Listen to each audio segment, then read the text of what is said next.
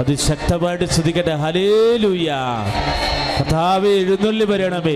ജീവിക്കുന്ന ദൈവമേ, അനുഗ്രഹങ്ങൾ ചൊരിയുന്നവനെ, അടയാളങ്ങൾ പ്രവർത്തിക്കുന്നവനെ, ഇന്നത്തെ തിരുസന്നിധിയിൽ മൂന്നാം ചൊവ്വാഴ്ച പ്രാർത്ഥനയെ പങ്കുചേരുന്ന മക്കളിലേക്ക്, വിദൂരങ്ങളിൽ പ്രാർത്ഥിക്കുന്ന മക്കളിലേക്ക് എഴുന്നള്ളി വരണമേ. ഹല്ലേലൂയ. സ്തുതിക്കട്ടെ.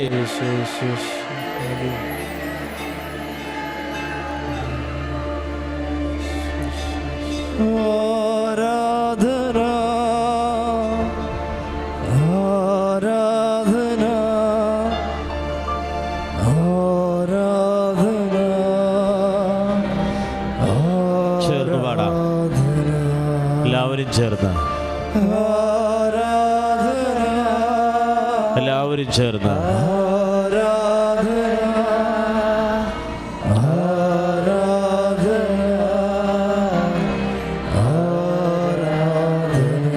ശ്രമിച്ച് പാടാം.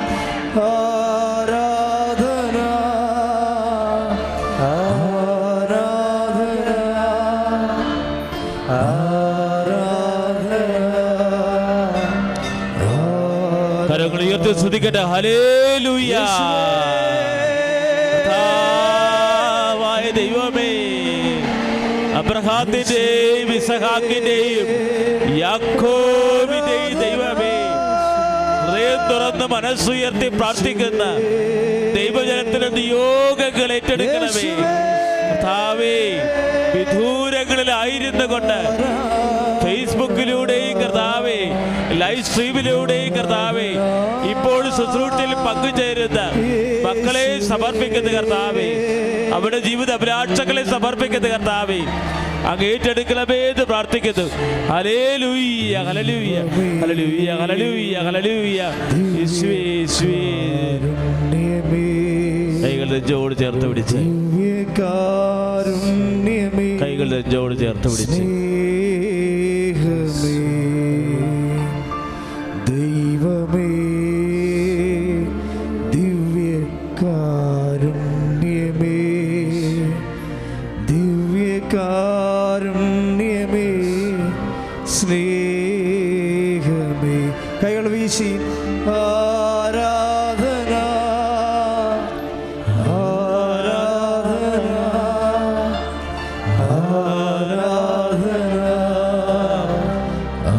ആരാധന.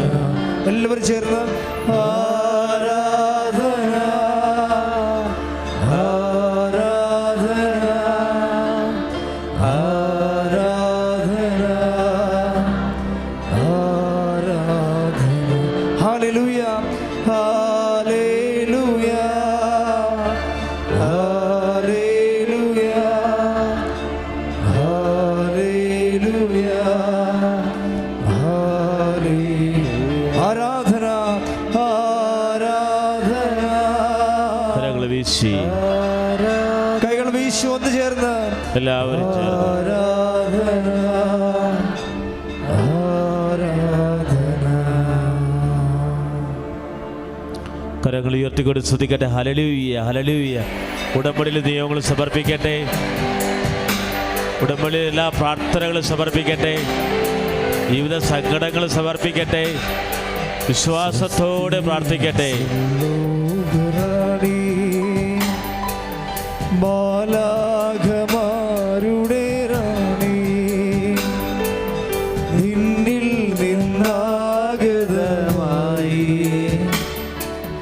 വന്നിൽ രക്ഷകദൈവം, സ്വസ്തി സ്വലോകരാണി. മാലാഖമാരുടെ റാണി, നിന്നിൽ നിന്നാഗതമായി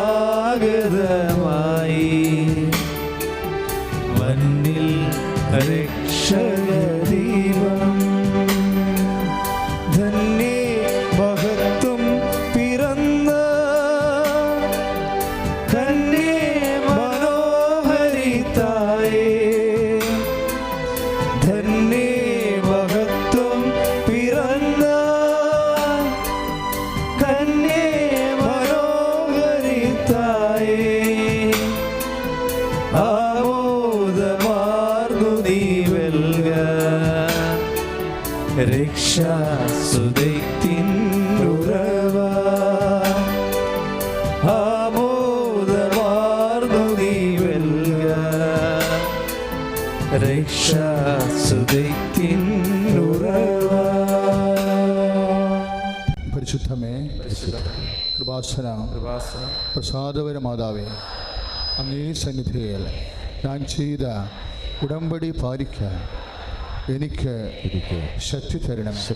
കൃപാസനത്തിലെ മരിയൻ കൃപാഭിഷേക ധ്യാനത്തിൽ പങ്കെടുത്ത് പ്രാർത്ഥിക്കുന്നവരുടെ പ്രാർത്ഥനയോട് ചേർത്ത് എൻ്റെ ആവശ്യം സാധിച്ചു തരണം. അമ്മേ പരിശുദ്ധമേ, കൃപാസന പ്രസാദപര മാതാവേ, സന്നിധി ഞാൻ ചെയ്ത ഉടമ്പടി പാലിക്കാൻ എൻ്റെ കുടുംബത്തിന് ശക്തി തരണം. ആദ്യ ചൊവ്വാഴ്ച ഉപവാസമെടുത്ത് പ്രാർത്ഥിക്കുന്ന സർവരുടെയും പ്രാർത്ഥനയോട് ചേർത്ത് എൻ്റെ കുടുംബത്തിന്റെ ആവശ്യം സാധിച്ചു തരണം. അമ്മേ പരിശുദ്ധമേ, കൃപാസന പ്രസാദപര മാതാവേ, സന്നിധി എൻ്റെ പ്രിയപ്പെട്ടവർക്ക് ഞാൻ ചെയ്ത ഉടമ്പടി പാലിക്കാൻ എനിക്ക് ശക്തി തരണം. ഞായറാഴ്ച ആദ്യ ഞായറാഴ്ച കൃപാസനത്തിൽ നടക്കുന്ന ദിവ്യകാരുണ്യ ധ്യാനത്തിൽ പങ്കെടുത്ത് പ്രാർത്ഥിക്കുന്ന സകലരുടെയും പ്രാർത്ഥനയോട് ചേർത്ത് എൻ്റെ കുടുംബത്തിന്റെ ആവശ്യം സാധിച്ചു തരണം. സ്തുതിയുടെ ഹല്ലേലൂയ.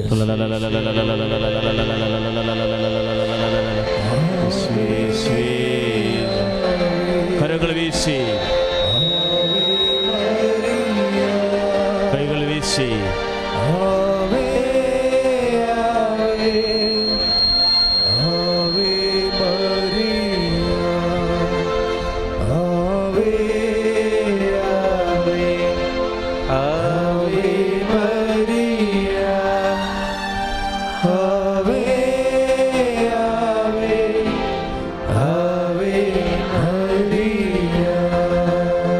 പരിശുദ്ധ പരമദിവ്യകാരുണ്യത്തിന്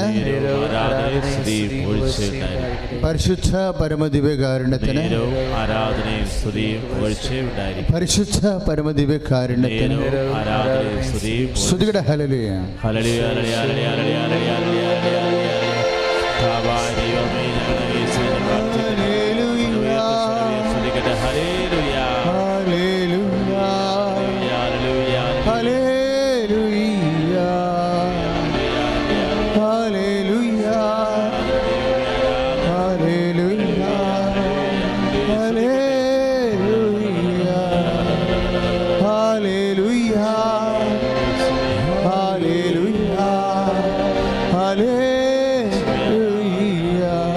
ദൈവമേ, നീ പരിശുദ്ധനാകുന്നു. ദൈവമേ, നീ പരിശുദ്ധനാകുന്നു.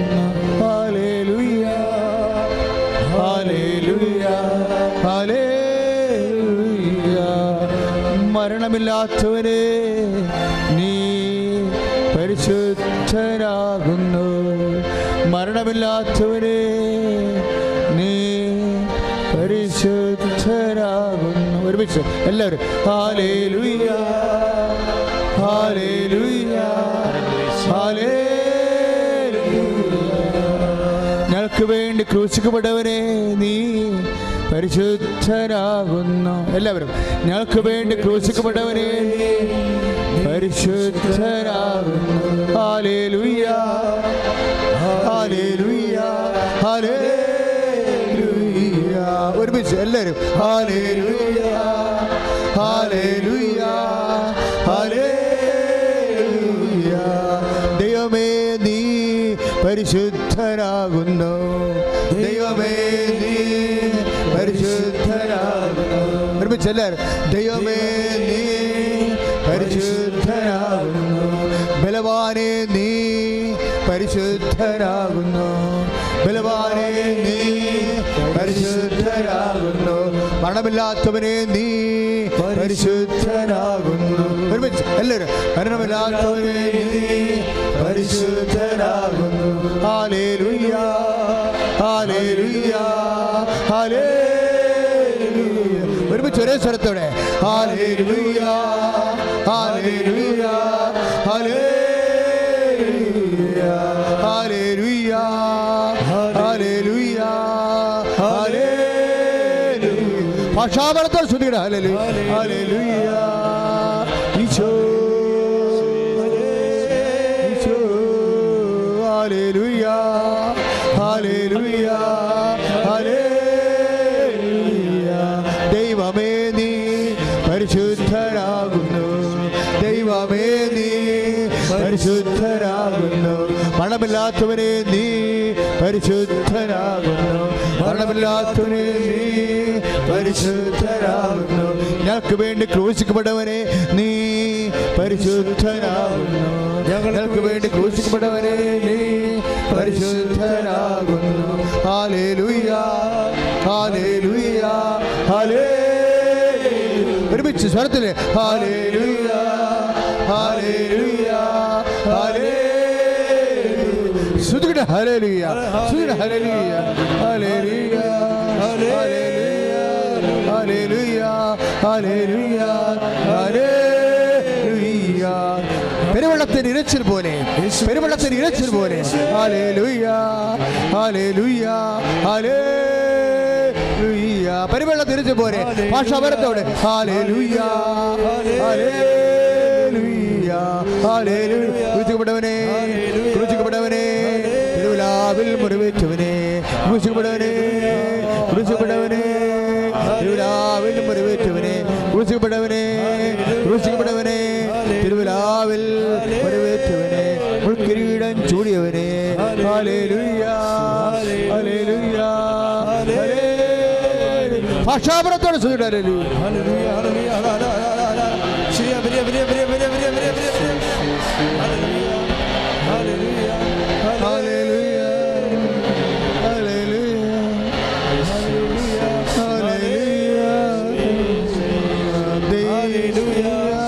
ഹല്ലേലൂയ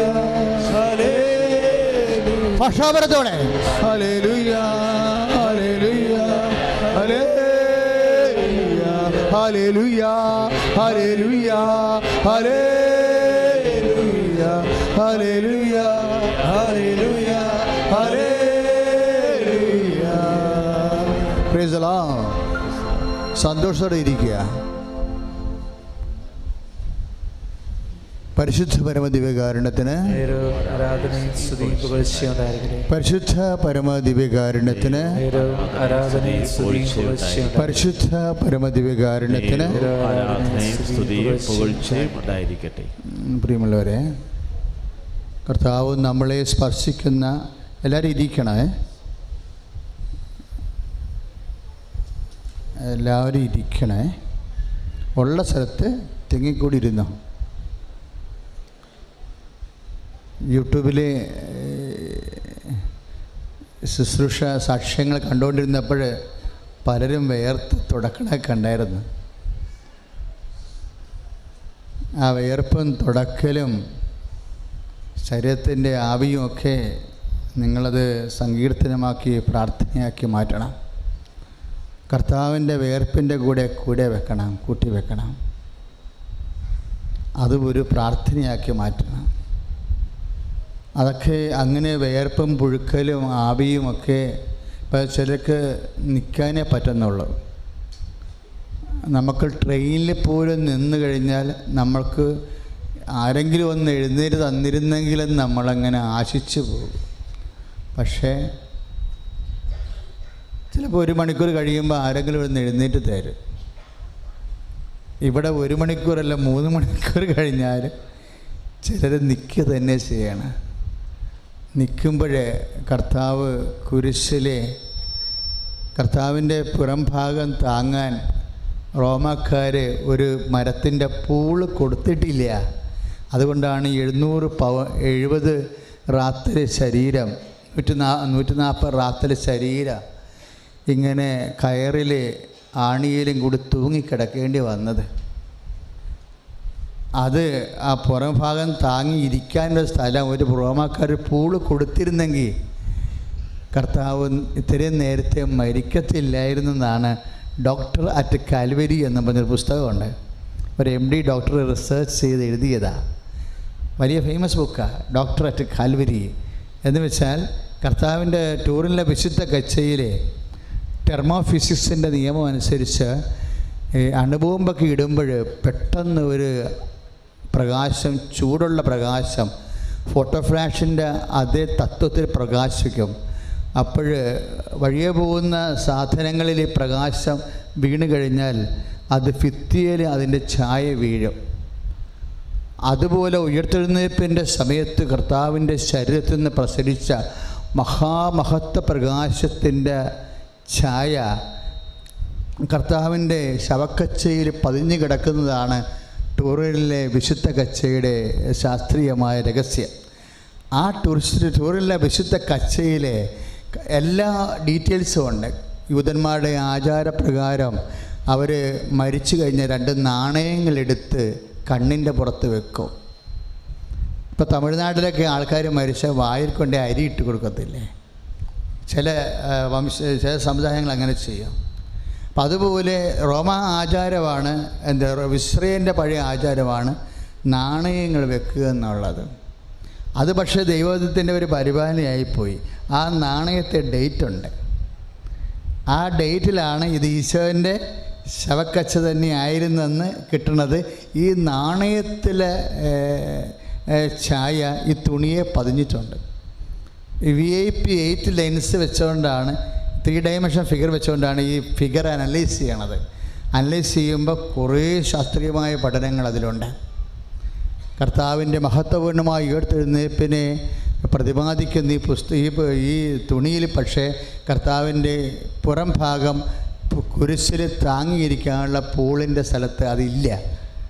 അപ്പോൾ ബോഡി താങ്ങിയില്ലാതെ ഇങ്ങനെ തൂങ്ങിക്കിടന്ന് ശ്വാസം അടഞ്ഞ് ഈശോ പെട്ടെന്ന് മരിച്ചു എന്നാണ് സുവിശേഷത്തിൻ്റെ പഠനങ്ങളുമായിട്ട് ശാസ്ത്രീയ പഠനങ്ങൾ യോജിച്ചു പോകുന്നതാണ്.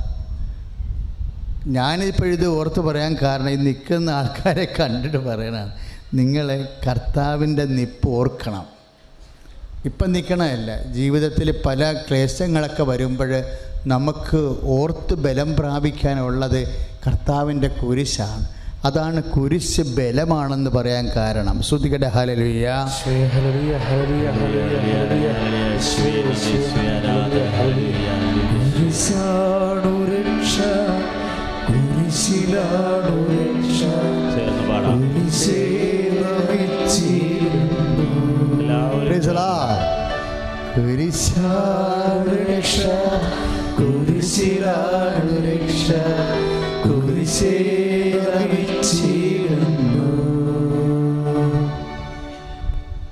പരിശുദ്ധ പരമദിവ്യകാരുണ്യത്തിന് ആരാധനയും സ്തുതിയും പുകഴ്ചയും ഉണ്ടായിരിക്കട്ടെ.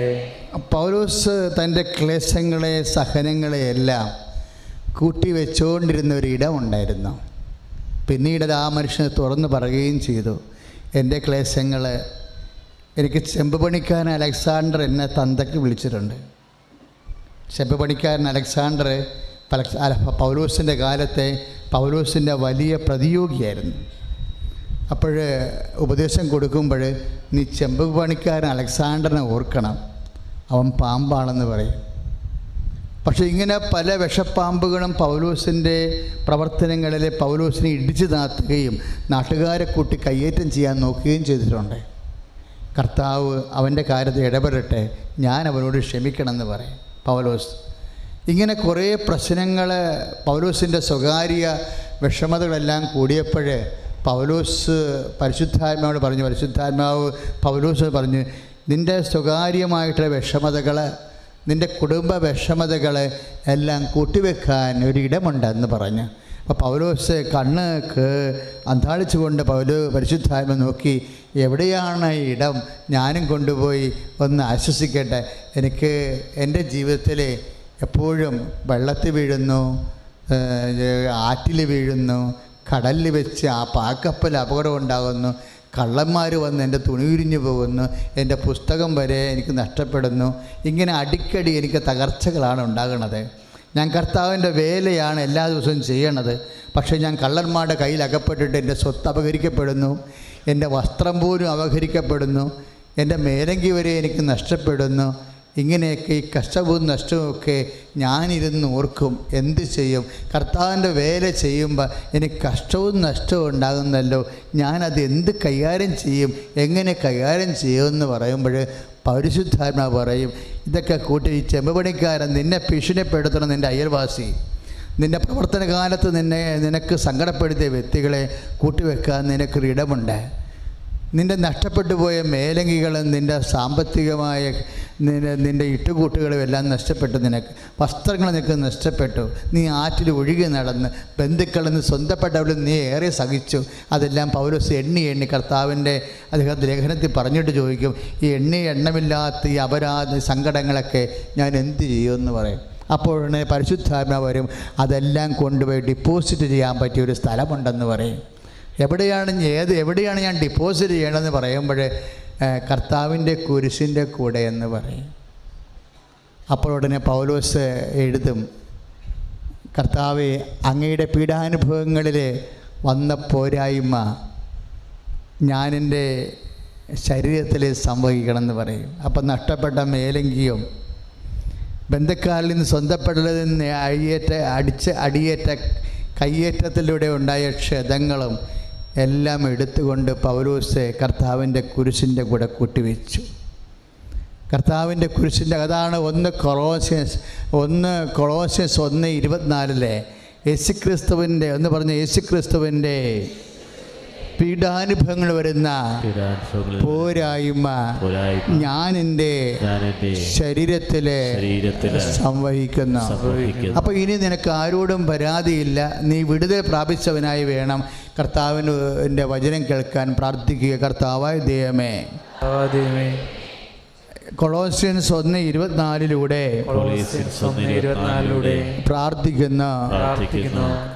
അങ്ങയുടെ പീഡാനുഭവത്തിൽ വന്നിട്ടുള്ള എന്തെങ്കിലും പോരായ്മ ഉണ്ടെങ്കിൽ അതെല്ലാം അങ്ങയുടെ രക്ഷിക്കപ്പെട്ട ദൈവ പൈതൽ എന്ന രീതിയിൽ എൻ്റെ ശരീരത്തിലെ ഈശോയുടെ നാമത്തിലെ ഞാൻ ഏറ്റുവാങ്ങിക്കുന്നു.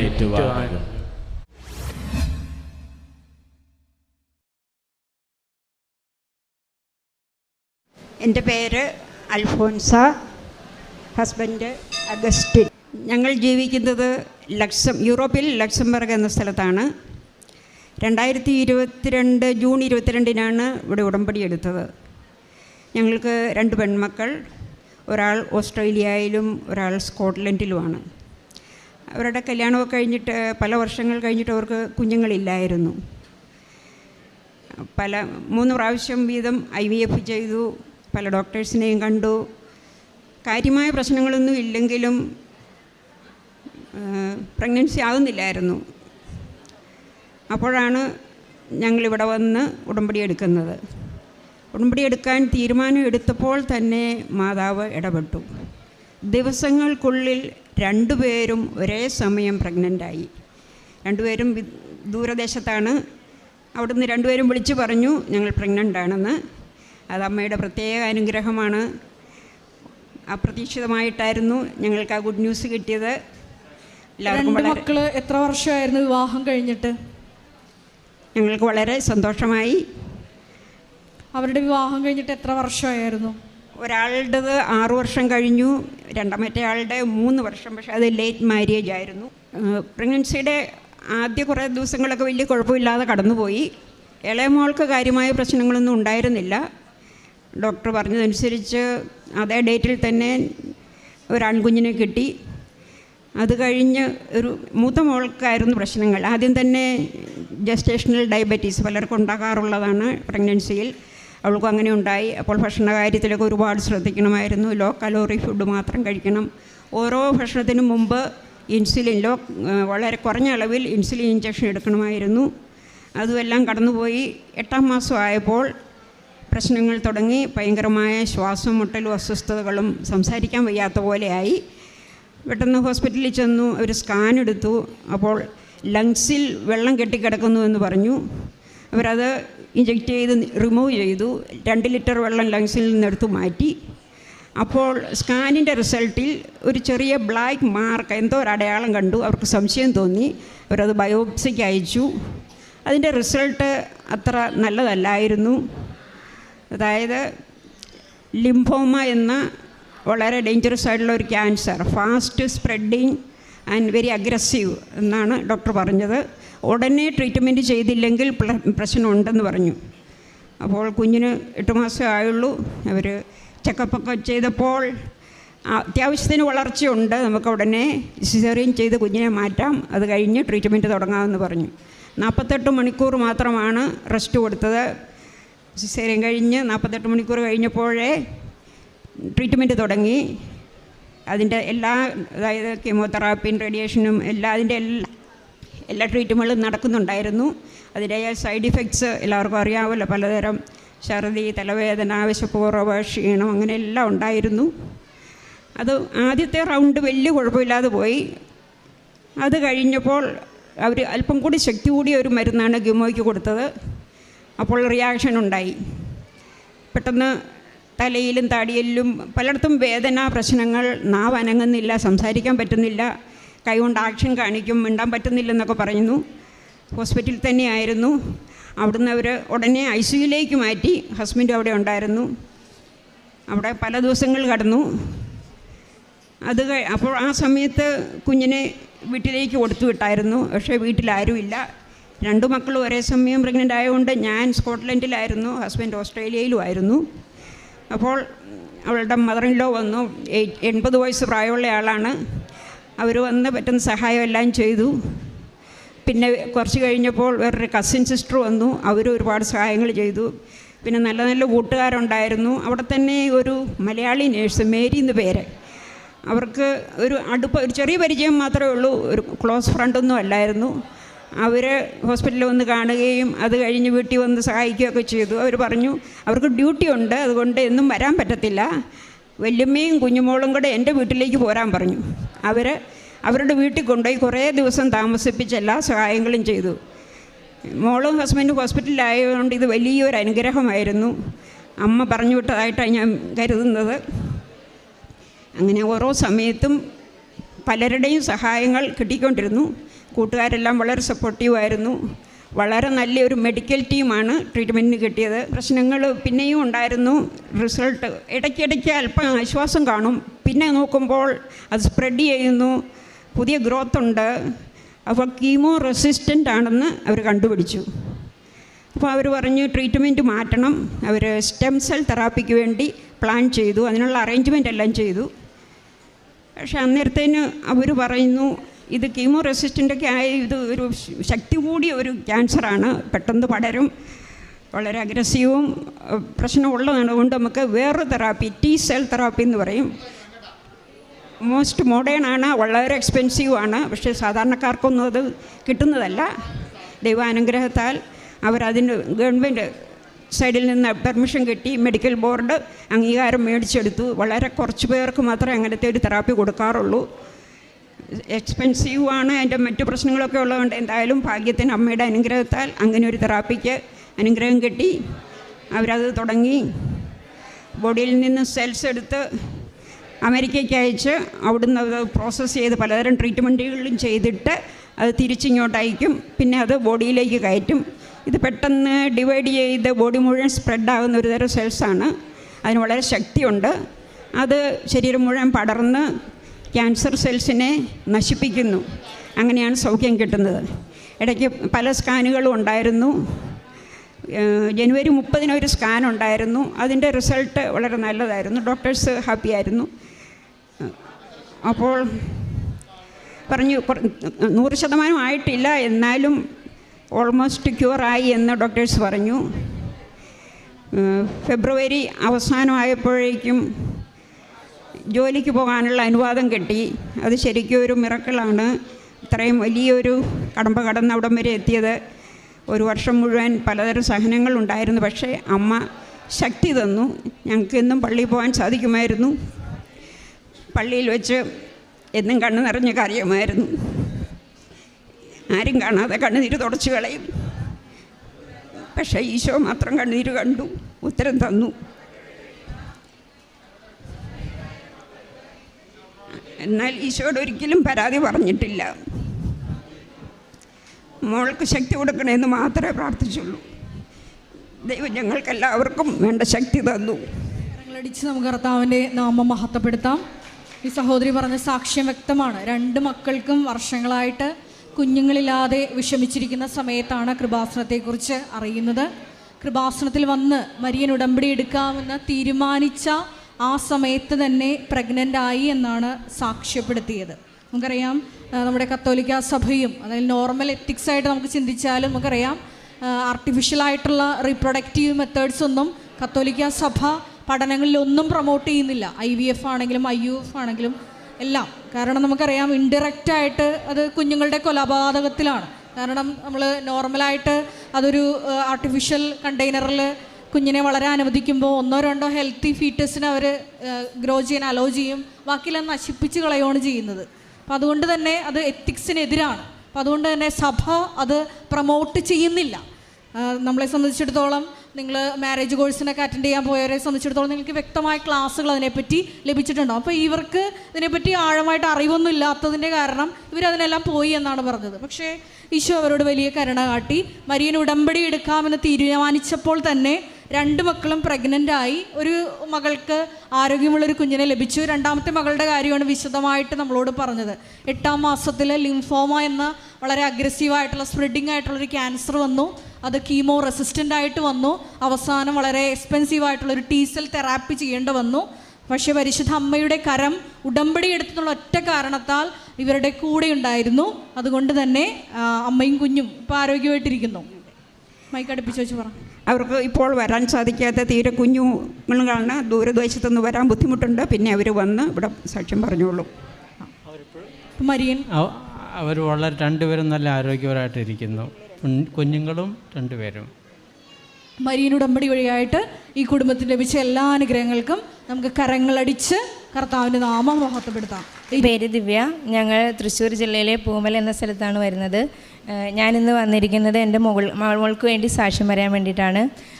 മോളുടെ പേര് അലീന. അവൾക്ക് 11 വയസ്സുണ്ട്. ഇപ്പോൾ ഞങ്ങൾ കഴിഞ്ഞ നവംബറിലാണ് ഇവിടെ വന്ന് ഉടമ്പടി എടുക്കുന്നത്.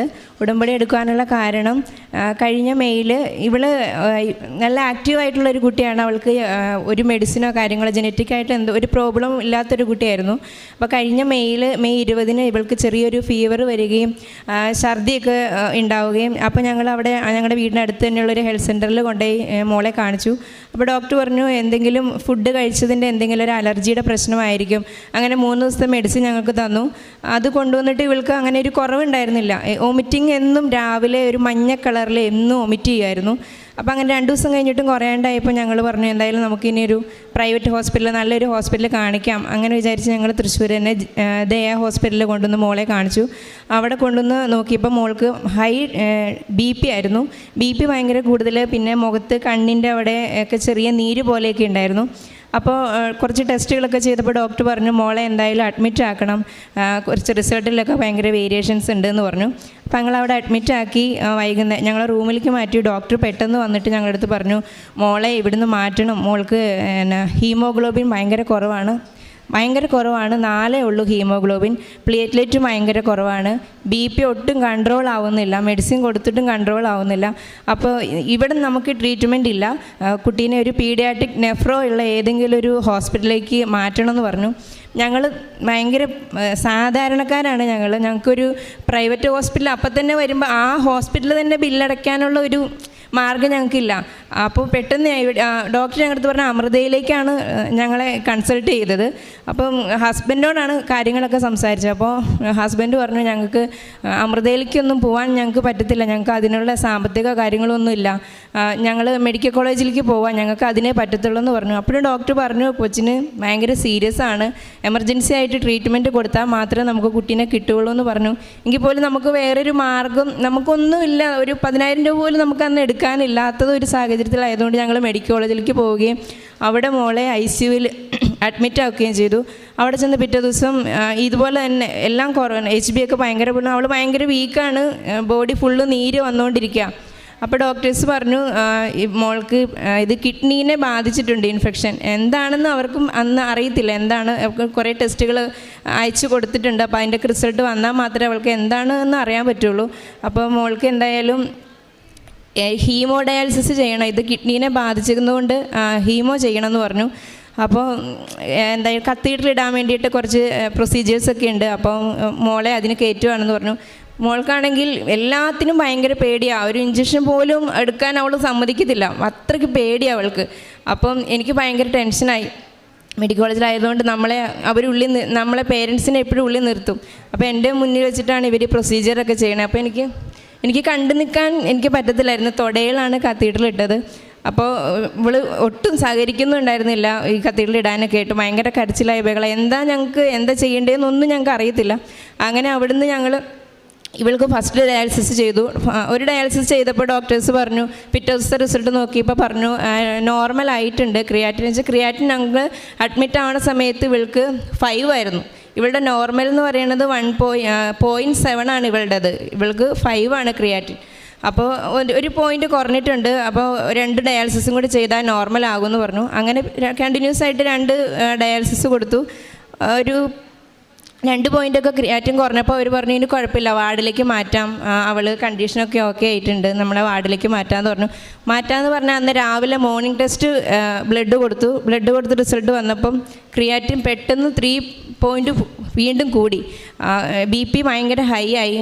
അപ്പം ഞങ്ങളെ വിളിച്ചിട്ട് ഡോക്ടേഴ്സ് പറഞ്ഞു ഞങ്ങൾക്കിനി ഒന്നും ചെയ്യാൻ പറ്റത്തില്ല, നമുക്ക് മോളെ ട്രിവാൻഡ്രം അവിടെ ഒരു ഹോസ്പിറ്റലുണ്ട്, മെഡിക്കൽ കോളേജ് തന്നെയാണ്, നമുക്ക് അവിടേക്ക് മാറ്റാമെന്ന് പറഞ്ഞു.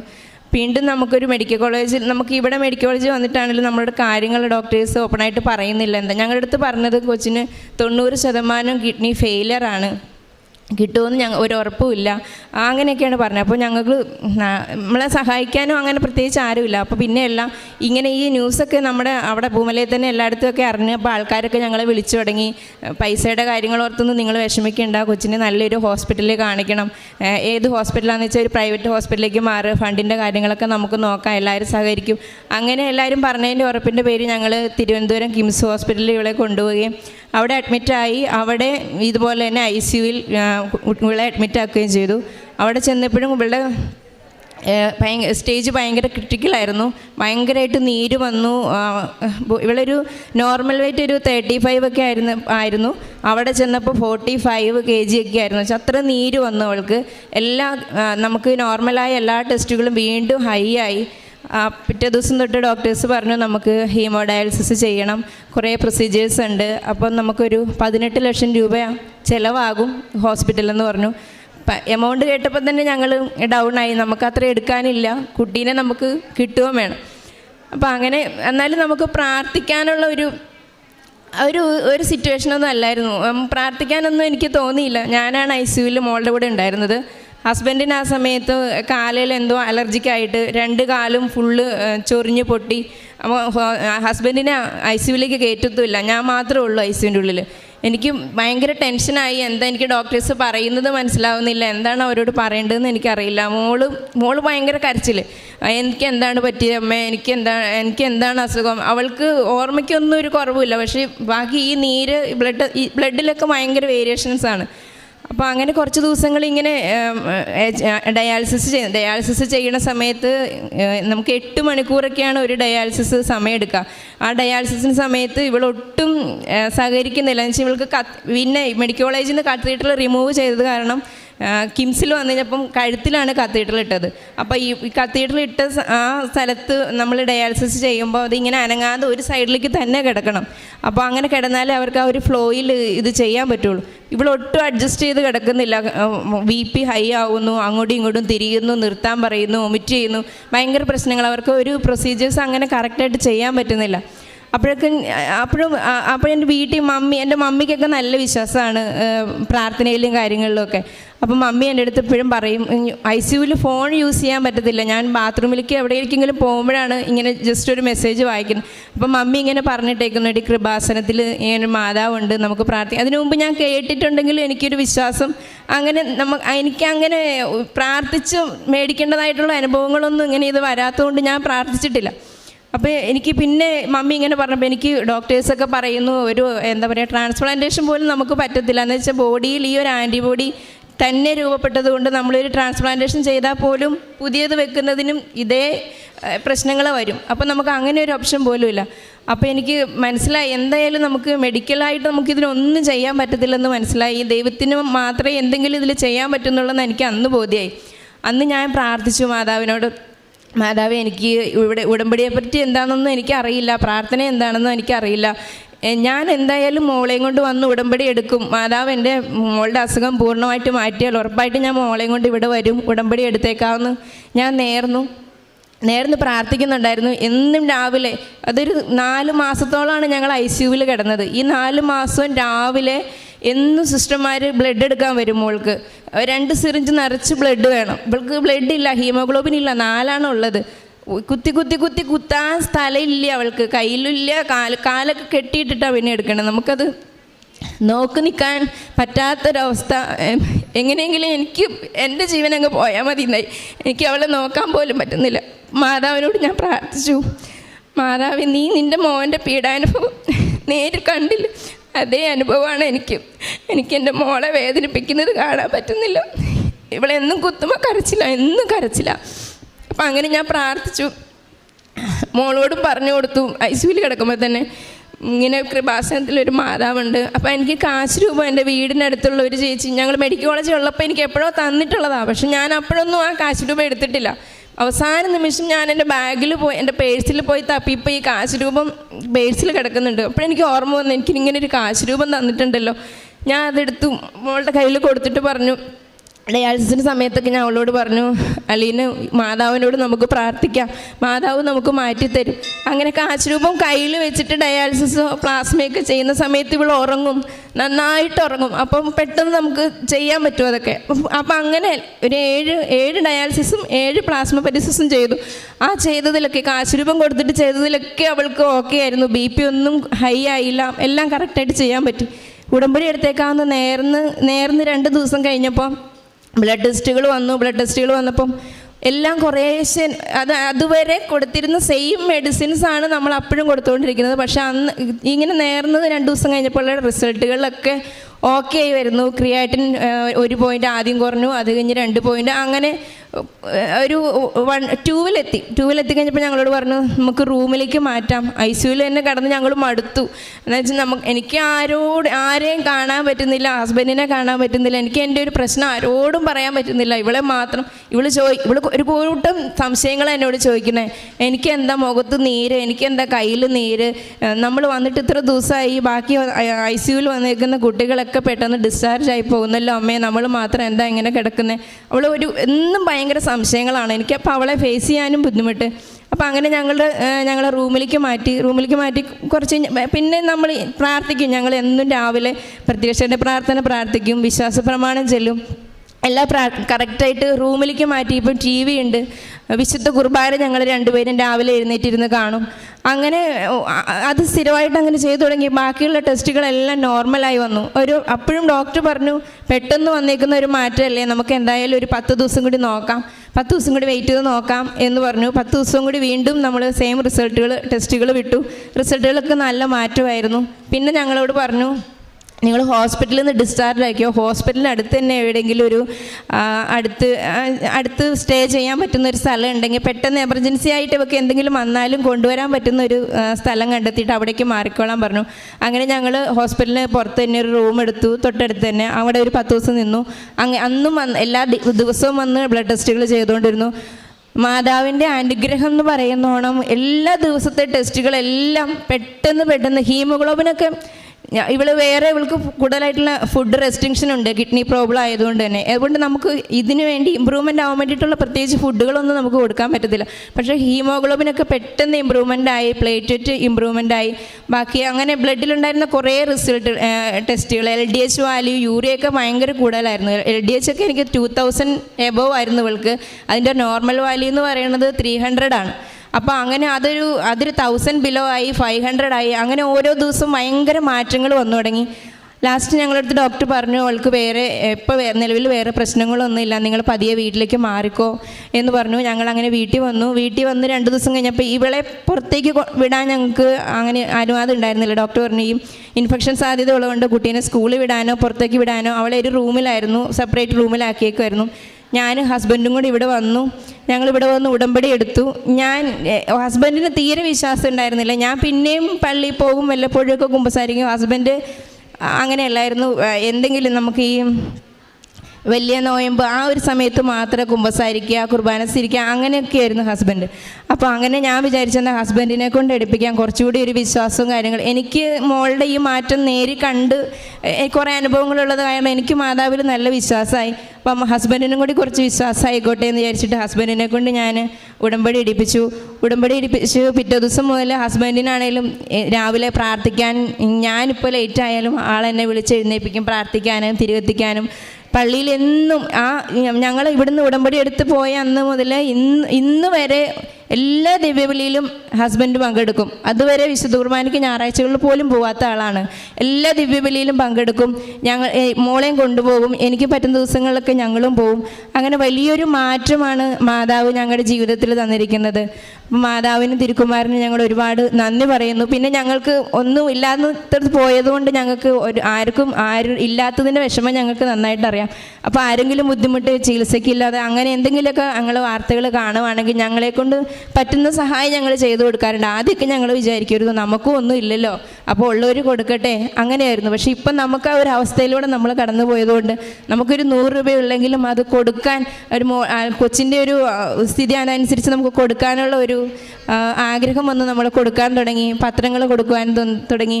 അങ്ങനെ എല്ലാ കാര്യങ്ങളിലും ദൈവത്തിലേക്ക് കൂടുതൽ അടുക്കുവാൻ സഹായിച്ചു. മാതാവിനും തിരുക്കുമാരനും ഒരുപാട് നന്ദി പറയുന്നു. അതിനിടയ്ക്ക് മോള് ഒരു സ്വപ്നം കണ്ടായിരുന്നു. മോള് എന്നോട് പറഞ്ഞു, മമ്മി ഞാനൊരു സ്വപ്നം കണ്ടു, ആകാശത്ത് 2 സൈഡിലും വെള്ള പ്രാവുകൾ പറന്നു പോകുന്നത് കണ്ടു. പിന്നെ എന്നിട്ട് നടുക്കിലായിട്ടൊരു വെള്ള തുണി കാറ്റത്തിങ്ങനെ ആടിയപ്പോൾ മാതാവിൻ്റെ രൂപം കണ്ടു എന്ന് പറഞ്ഞു. അപ്പോൾ എനിക്ക് മനസ്സിലായി മോളെ മാതാവ് സുഖപ്പെടുത്തിയത് തന്നെയാണെന്ന്. അപ്പോൾ കഴിഞ്ഞ മാസം ഞങ്ങൾ റിവ്യൂവിന് പോയിട്ടുണ്ടായിരുന്നു ഹോസ്പിറ്റലിൽ.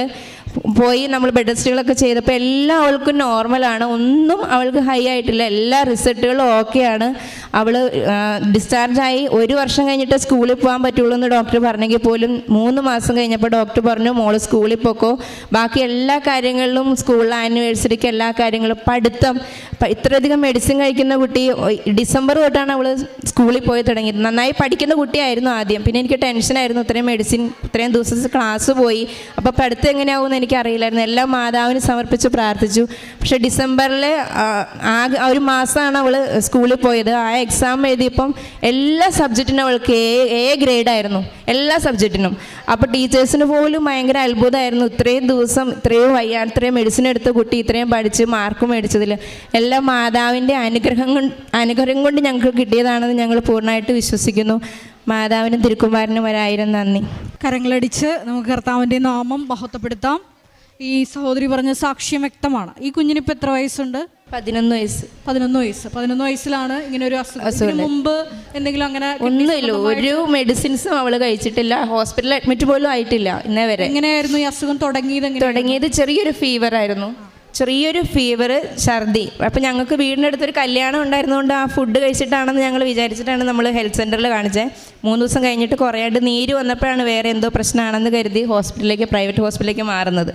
അപ്പോൾ ഈ സാക്ഷ്യം ഒത്തിരിയേറെ വിശദീകരണങ്ങളുണ്ടായിരുന്നു. ഈ കുഞ്ഞ് എന്തുമാത്രം വിഷമതകളിലൂടെയാണ് കടന്നുപോയതെന്ന് ഈ സാക്ഷ്യത്തിലൂടെ നിങ്ങൾക്ക് വ്യക്തമായിട്ടുണ്ടാവും. ഞാൻ മുമ്പ് സൂചിപ്പിച്ചതുപോലെ തന്നെ മരിയൻ ഉടമ്പടിയുടെ വലിയ 2 സ്വഭാവങ്ങളാണ് സമയച്ചുരുക്കവും അതുപോലെ തന്നെ പരിശുദ്ധ അമ്മയുടെ സാന്നിധ്യവും. ഈ കുഞ്ഞിൻ്റെ അസുഖം എന്ന് പറഞ്ഞാൽ അക്യൂട്ട് കിഡ്നി ഇഞ്ചുറിയും അതുപോലെ തന്നെ പ്രഷർ കൂടുതലായിരുന്നു. അപ്പം തന്നെ കിഡ്നി സംബന്ധമായിട്ടുള്ള ഒത്തിരിയേറെ അസ്വസ്ഥതകളിലൂടെയും മകൾ കടന്നുപോയി. ഒപ്പം തന്നെ ഡയാലിസിസിന് വിധേയമായി. ഹൈ ക്രിയാറ്റിനായിരുന്നു, യൂറിയ, അതായത് RFTയിലെ ലെവൽസ് എല്ലാം കൂടുതലായിരുന്നു. നമുക്കറിയാം ഇത്തരത്തിലുള്ള ഡിസീസിലൂടെ കടന്നു പോകുമ്പോൾ ഇമ്മ്യൂണിറ്റിനെ സാരമായിട്ട് കുഞ്ഞിൻ്റെ ബാധിക്കും. അതുകൊണ്ട് തന്നെ 1 വർഷത്തോളം എടുക്കും ഒരു അതായത് പുറത്തുള്ള ആൾക്കാരുമായിട്ട് ഇൻട്രാക്ട് ചെയ്യാനും സ്കൂളിൽ വിടാനും ഒക്കെ എന്ന് ഡോക്ടേഴ്സ് പറഞ്ഞിരുന്നു. പക്ഷേ ഈ മകളുടെ കാര്യത്തിൽ മരിയൻ ഉടമ്പടി എടുത്തെന്നുള്ള ഒറ്റ കാരണത്താൽ ഈ മകളുടെ ആ ഒരു ഡിസീസ് പ്രോഗ്നോസിസ് വളരെ ഫാസ്റ്റായിരുന്നു, അല്ലേ? 3 മാസത്തിനുള്ളിൽ കുഞ്ഞ് സ്കൂളിൽ പോയി. കുഞ്ഞ് ഓക്കെ ആയി എന്നാണ് പറഞ്ഞത്. അത് ഉടമ്പടിയുടെ സമയച്ചുരുക്കത്തിൻ്റെ വലിയൊരു സാക്ഷ്യമാണ്. രണ്ടാമത് പറഞ്ഞത് ഈ ദിവ്യ എന്ന മകള് ആണ് മരിയൻ ഉടമ്പടിയുടെ മെൻറ്ററായിട്ട് ഇവിടെ പ്രവർത്തിക്കുന്നതെങ്കിൽ ഹസ്ബൻഡ് ഉടമ്പടി എടുത്ത് പ്രാർത്ഥിച്ചിരുന്നു.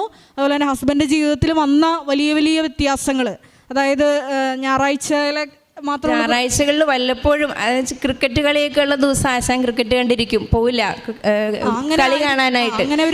വിശുദ്ധ കുർബാനയ്ക്ക് ഒരു ഇമ്പോർട്ടൻസ് അതെന്താണെന്ന് അറിയത്തില്ലായിരുന്നു. അപ്പോൾ അത് ഈശോയുടെ തന്നെ വചനമാണ്. സഹനങ്ങൾ എനിക്ക് ഉപകാരമായി, കാരണം അതുവഴി കർത്താവിൻ്റെ ചട്ടങ്ങൾ ഞാൻ അഭ്യസിച്ചു. അപ്പോൾ ഈശോയ്ക്ക് ഈ കുടുംബത്തെ പറ്റി വലിയൊരു പദ്ധതി ഉണ്ടായിരുന്നു. അത് പരിശുദ്ധ അമ്മയുടെ ആ ഒരു വലിയ ഇടപെടലും കൂടി ആയപ്പോൾ വലിയൊരു മാനസാന്തരത്തിലേക്കും ഒപ്പം തന്നെ ദൈവിക അനുഭവത്തിലേക്കും ഒപ്പം സാക്ഷ്യമായിട്ട് അത് മാറുകയാണ്. രണ്ടാമതായിട്ട് നമുക്കറിയാം മരിയൻ സാന്നിധ്യം.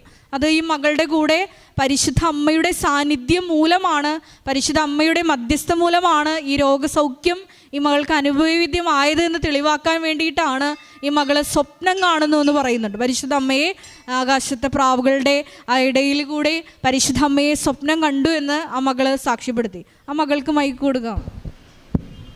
എങ്ങനെയാണ് അമ്മയെ കണ്ടത്?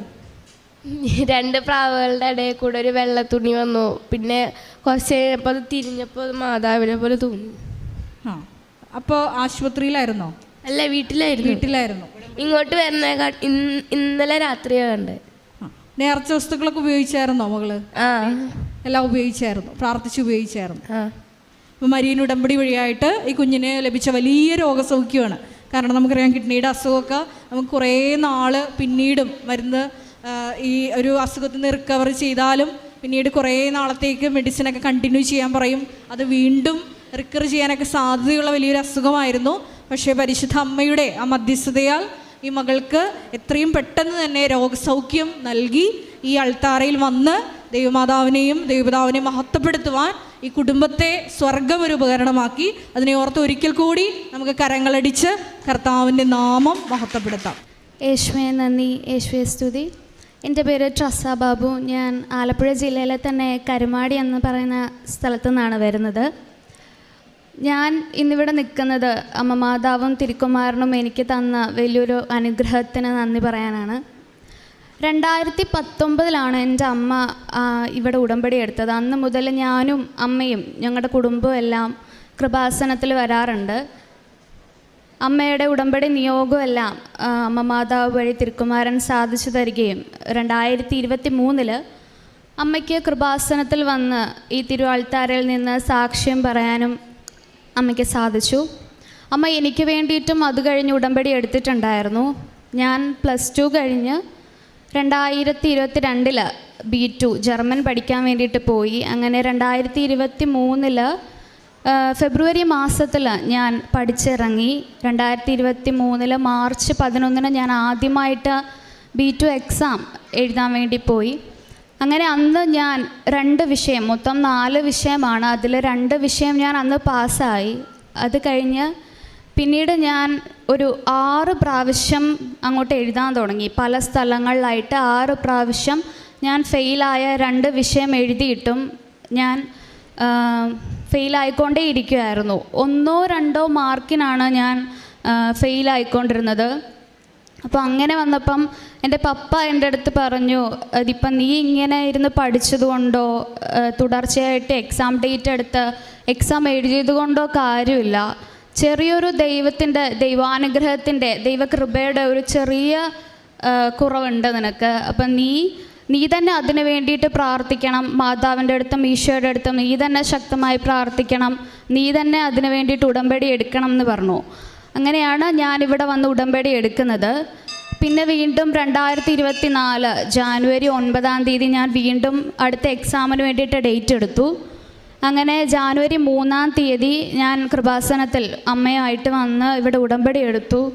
അന്ന് തന്നെ എനിക്ക് ജോസഫ് അച്ഛനെ കാണാനും സാധിച്ചു. ജോസഫ് അച്ഛൻ എനിക്ക് വേണ്ടി പ്രാർത്ഥിച്ചു, എനിക്ക് കാശുരൂപം തന്നു. അങ്ങനെ ഉടമ്പടി എടുത്തു കഴിഞ്ഞ് പിന്നെ എനിക്ക് ഭയങ്കര കോൺഫിഡൻസ് ആയിരുന്നു എക്സാം എഴുതാൻ വേണ്ടിയിട്ട്. എന്തായാലും ജയിക്കും എന്നൊരു ഭയങ്കര ഒരു മനസ്സിൽ നിന്ന് ഇങ്ങനെ പറയുകയാണ്, എന്തായാലും ഇത് ജയിക്കും. അപ്പം ഞാൻ എക്സാം എഴുതി കഴിഞ്ഞിട്ടും എക്സാം എഴുതുന്നതിന് മുമ്പും ഞാനിങ്ങനെ പറയുമായിരുന്നു ഇതെന്തായാലും എനിക്ക് കിട്ടും എന്ന്. അത് കഴിഞ്ഞിട്ട് ഞാൻ എക്സാം എഴുതാൻ പോയപ്പോഴത്തേക്കും എൻ്റെ ഉടമ്പടി കാശുരൂപവും അച്ഛൻ തന്ന കാശ് രൂപ എൻ്റെ കയ്യിലുണ്ടായിരുന്നു. ഞാൻ എക്സാമിന് കയറുന്നതിന് മുമ്പ് അമ്മ എനിക്ക് ഉടമ്പടി തൈലം എൻ്റെ നെറ്റിയിൽ പുരട്ടി വിശ്വാസ പ്രമാണം ചൊല്ലി പ്രാർത്ഥിച്ചു. അത് കഴിഞ്ഞ് ഞാൻ എക്സാം ഹാളിൽ കയറി കഴിഞ്ഞിട്ട് ഞാൻ എൻ്റെ ആൻസർ ഷീറ്റ് കിട്ടിക്കഴിഞ്ഞപ്പോൾ ഞാൻ ഓരോ ക്വസ്റ്റ്യൻ എഴുതുമ്പോഴും വിശ്വാസ പ്രമാണം ചൊല്ലി മാതാവിനോട് പറഞ്ഞു, മാതാവ് എനിക്കൊന്നും അറിഞ്ഞുകൂടാ, എനിക്കിതൊന്നും എഴുതാൻ അറിഞ്ഞുകൂടാ, ഇത്രയും പ്രാവശ്യം ഞാൻ തുടർച്ചയായി എഴുതിയിട്ടും ഞാൻ ഫെയിലായിക്കൊണ്ട് തന്നെ ഇരിക്കുക. അപ്പോൾ അതുകൊണ്ട് മാതാവ് എൻ്റെ കൂടെ വേണം. അമ്മ പറഞ്ഞിട്ടുണ്ടായിരുന്നു മാതാവ് സഞ്ചാരി മാതാവ്, അപ്പം നീ എപ്പോഴും ഇങ്ങനെ പ്രാർത്ഥിക്കുമ്പം മാതാവിനോട് കൂടെ വരാൻ പറയണമെന്ന് പറഞ്ഞിട്ടുണ്ടായിരുന്നു. അപ്പം ഞാൻ അങ്ങനെ പ്രാർത്ഥിച്ചു. ഓരോ ആൻസർ എഴുതുമ്പോഴും പ്രാർത്ഥിച്ച് ഞാൻ അങ്ങനെ കൊടുത്തപ്പോഴും ഞാൻ ഓരോ ആൻസറിലും കുരിശ് വരച്ചാണ് ഞാൻ പ്രാർത്ഥിച്ച് കൊടുത്തത്. അത് കഴിഞ്ഞ് എക്സാം കഴിഞ്ഞ് ഞാൻ തിരിച്ചു വന്നു. ഞാൻ എൻ്റെ എക്സാം കഴിഞ്ഞ ഒരാഴ്ചയ്ക്ക് ശേഷം എനിക്ക് ഹോസ്പിറ്റലിൽ നിന്ന് ഒരു മെയിൽ വന്നു. അത് എൻ്റെ ഹോസ്പിറ്റലിൽ ഞാൻ ആദ്യം ഇങ്ങനെ ഞാൻ പാസ്സായ 2 വിഷയം വെച്ചിട്ട് ജർമ്മനിക്ക് പോകാം എന്നൊരു രീതിക്ക് ഞാൻ അവരോട് ചോദിച്ചിട്ടുണ്ടായിരുന്നു. പക്ഷെ അവർ പറഞ്ഞു ഇല്ല, B2 ഫുൾ പാസ്സാവാതെ അവർ എന്ത് ചെയ്താൽ അവരുടെ ബാക്കി പ്രോസസ്സിങ് നടത്തില്ല എന്നവർ പറഞ്ഞിട്ടുണ്ടായിരുന്നു. അപ്പോൾ പിന്നെ ഒന്നും ചെയ്യാൻ പറ്റത്തില്ല, B2 പാസ്സായേ നടക്കത്തുള്ളൂ എന്നായി. അങ്ങനെ ഇരിക്കുമ്പോഴത്തേക്കും ഞാൻ ഉടമ്പടി എടുത്ത ഒരാഴ്ചയ്ക്ക് ശേഷം എനിക്ക് ഹോസ്പിറ്റലിൽ നിന്ന് അവർ ഇങ്ങോട്ട് മെയിൽ അയച്ചു. അവർ പറയാണ് B2 പാസ്സായില്ലേലും കുഴപ്പമൊന്നുമില്ല, നമുക്കിവിടെ വന്നിട്ട് ബാക്കി 2 എഴുതിയെടുക്കാം. അവർ പ്രോസസ്സിങ് തുടങ്ങി 1-2 ആഴ്ചയ്ക്ക് ശേഷം തന്നെ നിനക്ക് കോൺട്രാക്റ്റ് പേപ്പർ വരുമെന്ന് പറഞ്ഞിട്ട് മെയിൽ വന്നു. അപ്പോൾ തന്നെ എനിക്ക് മനസ്സിലായി മാതാവ് എൻ്റെ കാര്യത്തിൽ ഇടപെടാൻ തുടങ്ങി. അമ്മ പറഞ്ഞു മാതാവ് ഉറപ്പായിട്ടും എൻ്റെ കാര്യം ഏറ്റെടുത്തിട്ടുണ്ട്, നീ പേടിക്കണ്ട എന്ന് പറഞ്ഞു. അങ്ങനെ അത് കഴിഞ്ഞിട്ട് ഒരു 2 ആഴ്ചയ്ക്ക് ശേഷം ഞാൻ ഇങ്ങനെ സ്വപ്നം കാണുകയാണ്. ഞാനൊരു റൂമിൽ നിൽക്കുകയാണ്. അപ്പോൾ റൂമിൻ്റെ അടുത്ത് നിന്ന് ചെറിയൊരു പച്ച വെളിച്ചം, ആ പച്ച വെളിച്ചം പിന്നെ വലുതായി റൂം ഫുൾ ഇങ്ങനെ ആവുക. അപ്പം ഞാൻ അങ്ങോട്ട് ചെല്ലുമ്പോഴത്തേക്കും ആ പച്ച വെളിച്ചത്തിൻ്റെ നടുക്കായിട്ട് കൃപാസന മാതാവ് ഇങ്ങനെ നിൽക്കുക. കൃപാസന മാതാവ് എന്നെ തന്നെ നോക്കിക്കൊണ്ട് നിൽക്കുക. എന്നിട്ട് ഓടി വന്ന് എന്നെ കെട്ടിപ്പിടിച്ചു. കുറച്ച് കഴിഞ്ഞ് പെട്ടെന്ന് തന്നെ ഞാൻ കണ്ണ് തുറന്നു. എൻ്റെ മനസ്സിൽ അപ്പോഴത്തേക്കും പെട്ടെന്നൊരു വചനം വരാണ്. ആ വചനം ഇങ്ങനെയായിരുന്നു, 2 തെസ്സലോനിക്ക 2:6, സമയമാവുമ്പോൾ മാത്രം വെളിപ്പെടേണ്ടതിന് ഇപ്പോൾ അവനെ തടഞ്ഞു നിർത്തുന്ന എന്താണെന്ന് നിങ്ങൾക്കറിയാമല്ലോ. ഇതായിരുന്നു ആ വചനം. പെട്ടെന്ന് തന്നെ ഞാൻ കണ്ണ് തുറന്ന് നോക്കിയപ്പം 3 മണി, കറക്റ്റ് 3 മണി. അപ്പം ഞാൻ അമ്മയെ വിളിച്ചിട്ട് അമ്മയടുത്ത് പറഞ്ഞു. അപ്പം അമ്മ പറഞ്ഞു ഉറപ്പായിട്ടും ഇത് മാതാവ് തന്നെയാണ്, മാതാവ് നിൻ്റെ കൂടെയുണ്ട്, നീ ശക്തമായി പ്രാർത്ഥിച്ചോളാൻ പറഞ്ഞു. അങ്ങനെ ഞാൻ അതുവരെ അമ്മേൻ്റെ അടുത്ത് നേരത്തെ തന്നെ ഉടമ്പടി എടുത്തിട്ടുള്ളതാണ്. അപ്പോൾ അമ്മ ഇങ്ങനെ പറയുമായിരുന്നു, നീ പ്രത്യക്ഷീകരണ പ്രാർത്ഥന എൻ്റെ കൂടെ എഴുന്നേറ്റ് ചെല്ലണം എന്നൊക്കെ പറയുമായിരുന്നു. പക്ഷേ അതുവരെ ഒന്നും ഞാൻ ചെല്ലത്തില്ലായിരുന്നു. അത് കഴിഞ്ഞ് ഞാൻ ഉടമ്പടി എടുത്തതിന് ശേഷം ഞാൻ എല്ലാ ദിവസവും രാവിലെ അമ്മയുടെ കൂടെ എഴുന്നേറ്റ് പ്രത്യക്ഷീകരണ പ്രാർത്ഥന ചെല്ലും. അത് കഴിഞ്ഞ് ഞാനിരുന്ന് ബൈബിൾ വായിക്കും. അത് കഴിഞ്ഞ് ഞാനും അമ്മയും കൂടെ പള്ളിയിൽ പോകും.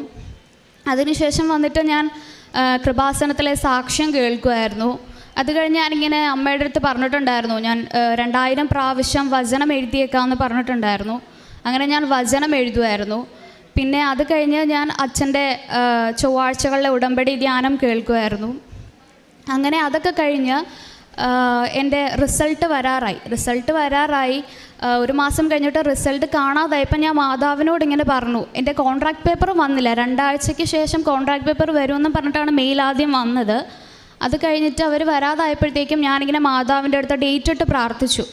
അപ്പം ഫെബ്രുവരി 16 ഒരു ഡേറ്റ് ഇട്ടിട്ട് ഞാൻ പറഞ്ഞു ഇതിന് മുമ്പായിട്ട് എൻ്റെ എക്സാം റിസൾട്ടും അതുപോലെ തന്നെ എൻ്റെ ഹോസ്പിറ്റലിൽ നിന്നുള്ള കോൺട്രാക്റ്റ് പേപ്പറും വരണമെന്ന് പറഞ്ഞിട്ട് ഞാൻ മാതാവിൻ്റെ അടുത്ത് പ്രാർത്ഥിച്ചു. അങ്ങനെ ഫെബ്രുവരി 14 എൻ്റെ റിസൾട്ട് വന്നു. റിസൾട്ട് വന്നപ്പോഴത്തേക്കും ഞാൻ ആദ്യം 2 പ്രാവശ്യം എഴുതി പാസ്സായതിനെക്കാട്ടിലും എല്ലാ പ്രാവശ്യവും ഞാൻ ഏറ്റവും കുറവ് മാർക്ക് വാങ്ങിക്കുന്നതിനെക്കാട്ടിലും ഒക്കെ ഏറ്റവും കൂടുതൽ മാർക്കിൽ എനിക്ക് 2 വിഷയവും ഞാൻ പാസ്സായി.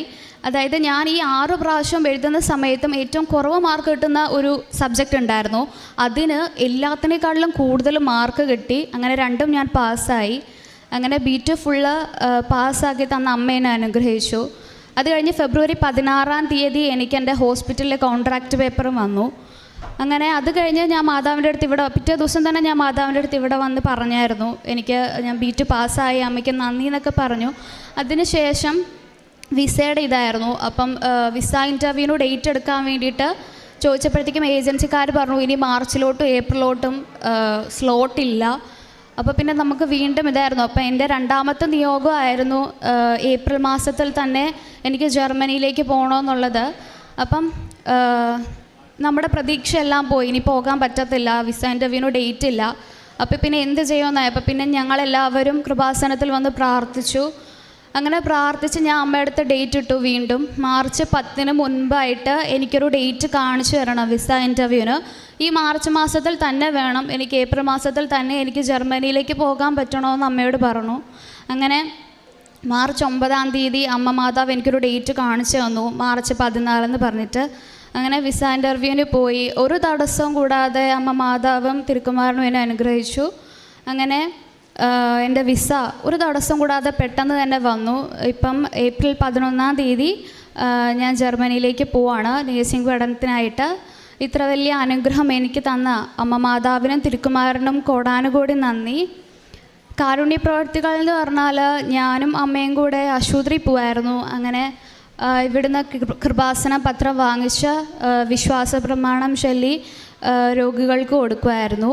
പിന്നെ ഇടയ്ക്കിടയ്ക്ക് രോഗികളെ സന്ദർശിക്കാനൊക്കെ പോവായിരുന്നു. അങ്ങനെയായിരുന്നു ഞാൻ ചെയ്തുകൊണ്ടിരുന്നത്. ഒരു വട്ടം കൂടി ഇത്ര വലിയ അനുഗ്രഹം എനിക്ക് നൽകിയ അമ്മയ്ക്കും തിരുക്കുമാരനും 1000 നന്ദി. എൻ്റെ പ്രാർത്ഥനാ ജീവിതത്തിൽ എന്ന് വെച്ചാൽ ഞാൻ അതുവരെ എനിക്ക് ഭയങ്കര മടിയൊക്കെ ആയിരുന്നു. സന്ധ്യ പ്രാർത്ഥന ചെല്ലാനാണെങ്കിലും അമ്മ പ്രത്യക്ഷീകരണ പ്രാർത്ഥന ചെല്ലാൻ പറഞ്ഞാലാണെങ്കിലും ഞാൻ എഴുന്നേൽക്കത്തൊന്നുമില്ല, എനിക്ക് ഭയങ്കര മടിയാണ്. പക്ഷേ ഉടമ്പടി എടുത്തതിന് ശേഷം പിന്നെ ഭയങ്കര എന്തോ ഒരു ഭയങ്കരമായിട്ട് നമുക്ക് എന്തൊക്കെയോ ഉള്ളതുപോലെ തോന്നുകയാണ്. നമുക്ക് കുഴപ്പങ്ങളൊന്നുമില്ല, ഭയങ്കര ഒരു ആശ്വാസം പോലെയാണ് നമുക്ക് തോന്നുന്നത്. അതിനുശേഷം ഞാൻ എല്ലാ ദിവസവും എഴുന്നേറ്റ് പ്രാർത്ഥിക്കും, കൊന്ത ചെല്ലും. എനിക്ക് പിന്നെ മടിയൊന്നുമില്ല. യാത്രയ്ക്കൊക്കെ പോകുമ്പോഴത്തേക്കും വണ്ടിയിലിരുന്ന് പ്രാർത്ഥിക്കും, കൊന്ത ചെല്ലും. അമ്മ പ്രാർത്ഥിക്കുന്നതിൻ്റെ ഒപ്പം കൂടെ ഞാൻ കൊന്ത ചെല്ലും. പിന്നെ ആർക്കെങ്കിലും എന്തെങ്കിലുമൊക്കെ പ്രശ്നം വന്നാൽ ഞാൻ കൂടെ കരുണക്കൊന്തയുടെ കൂടെ ഞാനത് ഇങ്ങനെ പറയുമായിരുന്നു. അങ്ങനെ പ്രാർത്ഥനയിൽ എനിക്ക് നല്ല മാറ്റം ഉണ്ടായി. ബൈബിൾ വായിക്കാൻ തുടങ്ങി, ഇപ്പോഴും ബൈബിൾ വായിക്കുന്നുണ്ട്.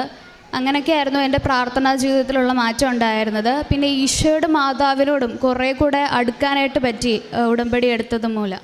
പരിശുദ്ധ അമ്മയുടെ മധ്യസ്ഥതയിൽ തൻ്റെ വ്യക്തി ജീവിതത്തിൽ ഉടമ്പടി എന്ന പ്രാർത്ഥന നൽകിയ ദൈവാനുഭവമാണ് ഇപ്പോൾ മകൾ സാക്ഷ്യപ്പെടുത്തിയത്. അതിൽ ഏറ്റവും പ്രധാനപ്പെട്ടത് ഈ മാതാവിൻ്റെ ഒരു സ്വപ്നത്തിലൂടെ ലഭിച്ച ഒരു സാന്നിധ്യമാണ്. അത് വളരെ സ്വർഗീയമായിട്ടുള്ള ഒരു ഉടമ്പടിയിൽ ഒരുപാട് പേർക്ക് അത് അങ്ങനെ മാതാവിൻ്റെ ഒരു വലിയൊരു സാന്നിധ്യം അനുഭവിക്കാനായിട്ട് സാധിക്കുന്നുണ്ട്. ആ സാന്നിധ്യവും നമ്മൾ സമർപ്പിക്കുന്ന നിയോഗവുമായിട്ട് ബന്ധപ്പെട്ടിട്ടുള്ളത് കൊണ്ട് തന്നെയാണ് ഈ ഒരു ഉടമ്പടി സാക്ഷ്യത്തിലെ സ്വപ്നങ്ങളുടെ പ്രാധാന്യം.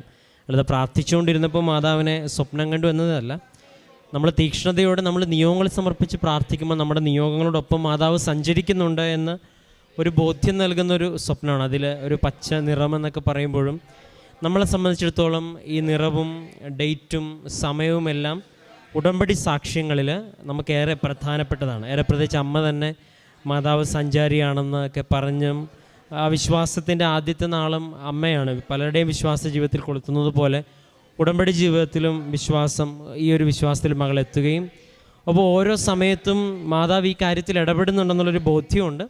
പിന്നെ അവസാനം പറഞ്ഞതുപോലെ വ്യക്തിപരമായിട്ടൊരു മാറ്റത്തിൻ്റെ കാര്യം പറയുമ്പം പ്രാർത്ഥിക്കുവാനായിട്ടൊരു അഭിഷേകം ലഭിച്ചിട്ടുണ്ട്. അതൊരു അഭിഷേകവും തിരഞ്ഞെടുപ്പുമാണ്. എല്ലാവർക്കും അങ്ങനെ പ്രാർത്ഥിക്കുവാനായിട്ട് തോന്നണമെന്നില്ല, ആഗ്രഹമുണ്ടെങ്കിൽ പോലും.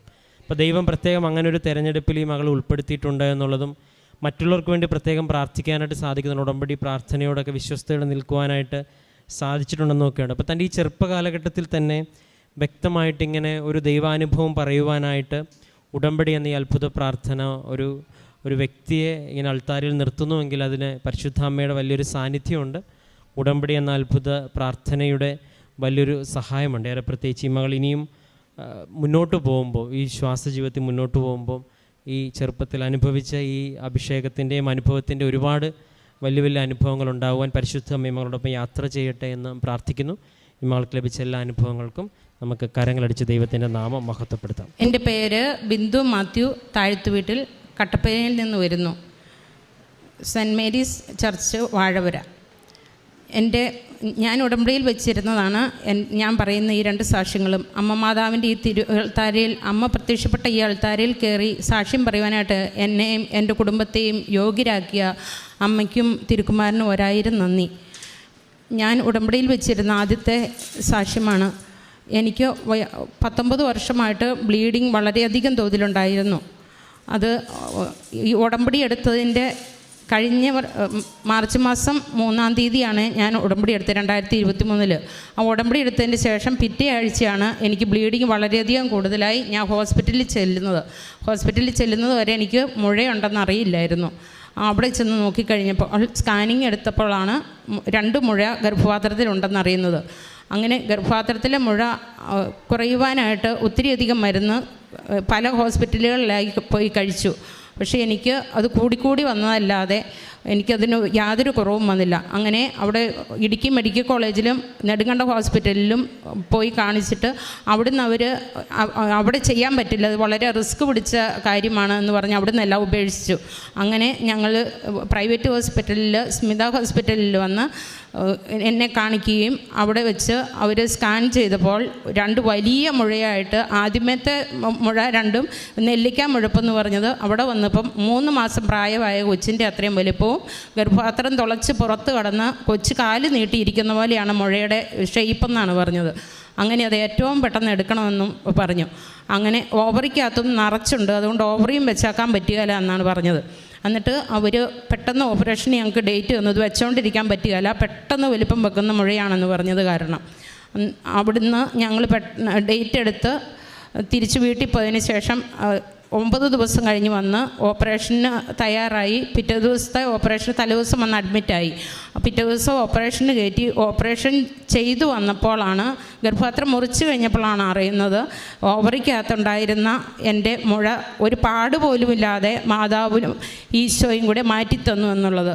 അത് ഞാൻ ഈ സാക്ഷ്യത്തിൽ ഇവിടെ ഉടമ്പടിയിൽ വച്ചിരുന്ന കാര്യമായിരുന്നു. എൻ്റെ ഈ മുഴയും അതുപോലെ തന്നെ ഈ ബ്ലീഡിങ് മാറ്റിത്തരണമെന്ന്. എനിക്ക് എൻ്റെ മുഴ മാറിയാൻ വേണ്ടിയിട്ട് ഞാൻ പ്രാർത്ഥിച്ചിരുന്നില്ല. പക്ഷേ എൻ്റെ എന്തോരം ബ്ലീഡിങ് കൂടിയാലും ഞാൻ ഒരു പരാതിയും ഈശോയോട് പറഞ്ഞിട്ടുമില്ല.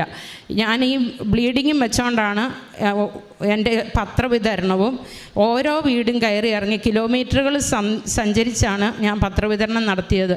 അവരോടെല്ലാവരോടും ഞാൻ എൻ്റെ ഈ കാര്യങ്ങളെല്ലാം, എനിക്ക് ഇത്രയും ബുദ്ധിമുട്ടുകളുണ്ടെങ്കിലും പരാതി കൂടാതെ ദൈവത്തിൻ്റെ സാക്ഷിയായി ജീവിക്കുവാനായിട്ടാണ് ഞാൻ ഈ പത്രം കൊണ്ട് നടന്ന് നിങ്ങളുടെ ഭവനങ്ങളിൽ എത്തിക്കുന്നത്. ഈശോയെ അറിയുവാനും മാതാവിനെ അറിയുവാനുമായിട്ടാണ് ഞാൻ ഈ പത്രം കൊണ്ടുവന്ന് തരുന്നത് എന്ന് പറഞ്ഞാണ് ഞാൻ ഓരോരുത്തർക്കും ഈ പത്രം കൊടുത്തത്. അതുപോലെ തന്നെ എൻ്റെ മോൻ്റെ ഹെപ്പറ്റൈറ്റിസ് ബി ഉണ്ടായിരുന്നു. അവൻ ബാംഗ്ലൂർ ഓപ്പറേഷൻ തിയേറ്റർ ടെക്നോളജിയാണ് പഠിക്കുന്നത്. അവൻ അവിടെ വെച്ച് ഹെപ്പറ്റൈറ്റിസ് ബി വളരെ സിവിയറായ അവസ്ഥയിലായിരുന്നു. ലെവൽ 6 ആയിരുന്നു അവൻ വിളിച്ച് പറയുമ്പോൾ. അന്നേരം എനിക്ക് ഭയങ്കര ബ്ലീഡിങ് ആയിട്ടിരിക്കുന്നതുകൊണ്ട് എനിക്ക് യാത്ര ചെയ്ത് അവൻ്റെ അടുത്ത് പോകുവാൻ സാധിക്കില്ലായിരുന്നു. അപ്പോൾ ഞാൻ മാതാവിൻ്റെ അടുത്ത് കരഞ്ഞ് പ്രാർത്ഥിച്ചു, എൻ്റെ അമ്മേ, എനിക്ക് അമ്മയില്ല, നീ മാത്രമേ എനിക്ക് തുണയ്ക്കുള്ളൂ.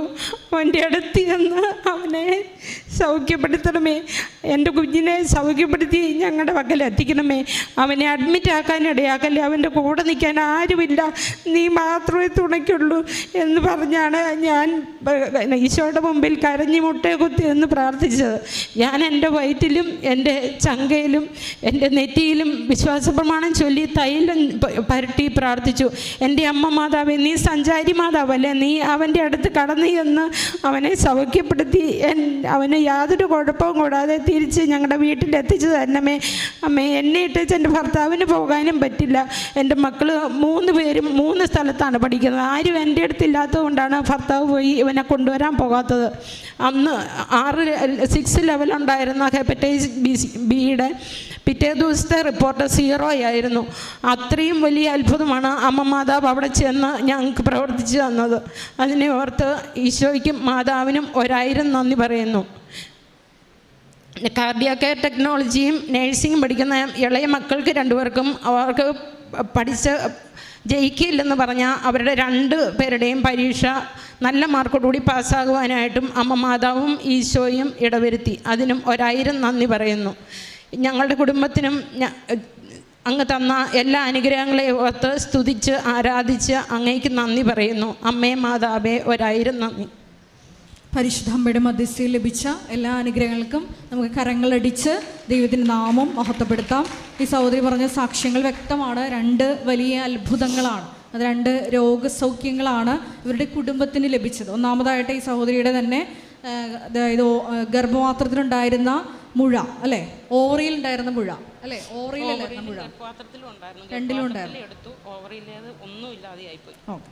അപ്പോൾ ഓവറിയിലെ മുഴയാണ് സുഖപ്പെട്ട് എന്ന് സാക്ഷ്യത്തിൽ സൂചിപ്പിച്ചത്. അപ്പോൾ അതിന് ഒരു പരിശുദ്ധ അമ്മയുടെ ഒരു പ്രസൻസിൻ്റെ ഒരു കാര്യവും എന്നോട് സാക്ഷ്യ വിശദീകരിക്കുന്ന സമയത്ത് പറഞ്ഞായിരുന്നു. അതായത് പരിശുദ്ധ അമ്മ ഒരു ചുരുളുമായി അടുത്തോട്ട് വന്നു എന്നാണ് ഈ സഹോദരി എന്നോട് സാക്ഷ്യം വിശദീകരിച്ചപ്പോൾ പറഞ്ഞത്. അപ്പോൾ പരിശുദ്ധ അമ്മയുടെ വലിയൊരു സാന്നിധ്യം പുറപ്പാട് 33:14 അനുസരിച്ച് ഞാൻ തന്നെ നിങ്ങളോട് കൂടെ വരും, നിങ്ങൾക്ക് ആശ്വാസം നൽകുകയും ചെയ്യും എന്നുള്ള വചനം അനുസരിച്ച് പരിശുദ്ധ അമ്മയുടെ മധ്യസ്ഥയിൽ ഈശോയോട് ചെയ്യുന്ന ഉടമ്പടിയായത് കാരണം തീർച്ചയായിട്ടും പരിശുദ്ധ അമ്മ തന്നെ സഞ്ചാരി മാതാവ് സഞ്ചരിച്ച് നമ്മുടെ ഓരോ ഭവനങ്ങളിലെത്തും. അപ്പോൾ ഈ സഹോദരിക്കും അങ്ങനെ ഒരു സാന്നിധ്യം പരിശുദ്ധമ്മ നൽകിയിരുന്നു എന്നാണ് സാക്ഷ്യത്തിൽ എന്നോട് സൂചിപ്പിച്ചത്. തുടർന്ന് ഹോസ്പിറ്റലിൽ ചെന്നപ്പോൾ 3 കിലോയോളം വലിപ്പമുള്ള 3 കിലോ വലിപ്പമുള്ള ഒരു മുഴ ഓവറിയിലുണ്ടായിരുന്നു. 2 മുഴ ഓവറിയിലുണ്ടായിരുന്നു.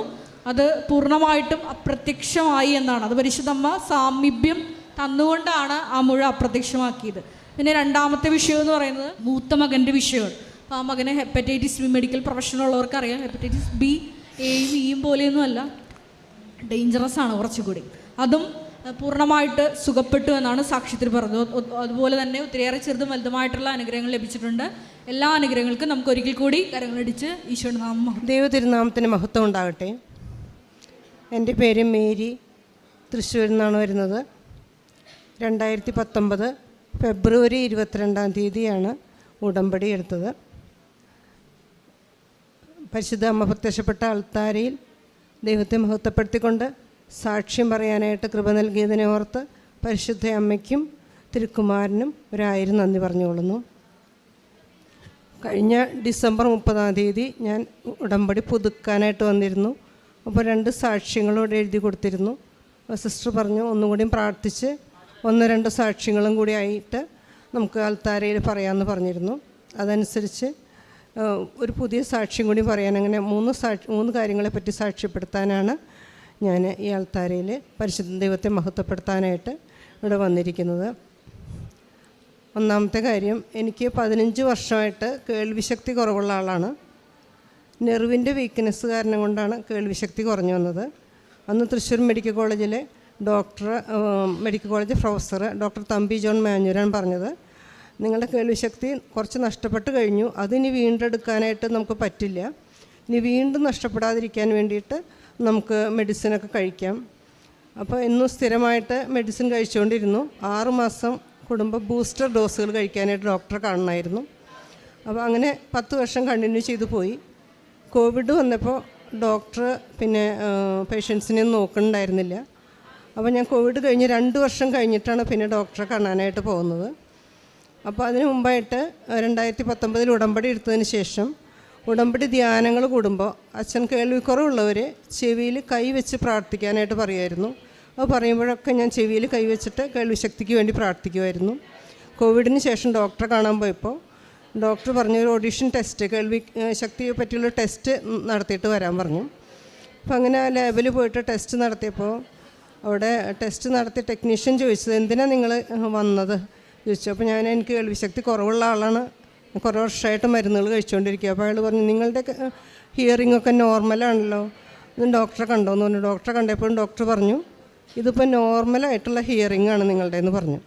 അപ്പോൾ അതിന് മുമ്പേ 10 വർഷം മുമ്പേ ഡോക്ടർ പറഞ്ഞിരുന്നു, നഷ്ടപ്പെട്ടത് ഇനി വീണ്ടെടുക്കാൻ പറ്റില്ല എന്ന് പറഞ്ഞിരുന്നു. ആ കേൾവിശക്തിയാണ് പരിശുദ്ധ അമ്മ ഈ കൈവെപ്പ് പ്രാർത്ഥനയിലൂടെ തിരിച്ചു തന്നത്. അതിനെക്കുറിച്ച് ഓർത്ത് അമ്മയ്ക്ക് 1000 നന്ദി പറയുന്നു. രണ്ടാമത്തെ സാക്ഷ്യം, കഴിഞ്ഞ ഓഗസ്റ്റ് 25 എൻ്റെ ഭർത്താവ് പുറത്ത് പള്ളിയിൽ പോയി വന്നതിന് ശേഷം വൈകുന്നേരം പെട്ടെന്ന് കട്ടിലിൽ കിടന്ന് പിന്നെ എണീക്കാൻ പറ്റണില്ല, തളർന്നു പോയി, തല പൊക്കാൻ പോലും പറ്റണില്ല. അപ്പം ഞാൻ അപ്പം തന്നെ ഉടമ്പടിയിലെ ഉപ്പും തേനൊക്കെ കൊടുക്കുകയും തൈലം പുരട്ടിയൊക്കെ ചെയ്തുകൊണ്ടിരുന്നു. പിന്നെ ആംബുലൻസ് കൊണ്ടുവന്ന് പിറ്റേ ദിവസം കാലത്ത് ആംബുലൻസ് കൊണ്ടുവന്ന് അമല ഹോസ്പിറ്റലിൽ അഡ്മിറ്റാക്കി. അവർ MRI സ്കാനിങ് തുടങ്ങി ഒത്തിരി ടെസ്റ്റുകൾ നടത്തി അവിടെ അഡ്മിറ്റാക്കി.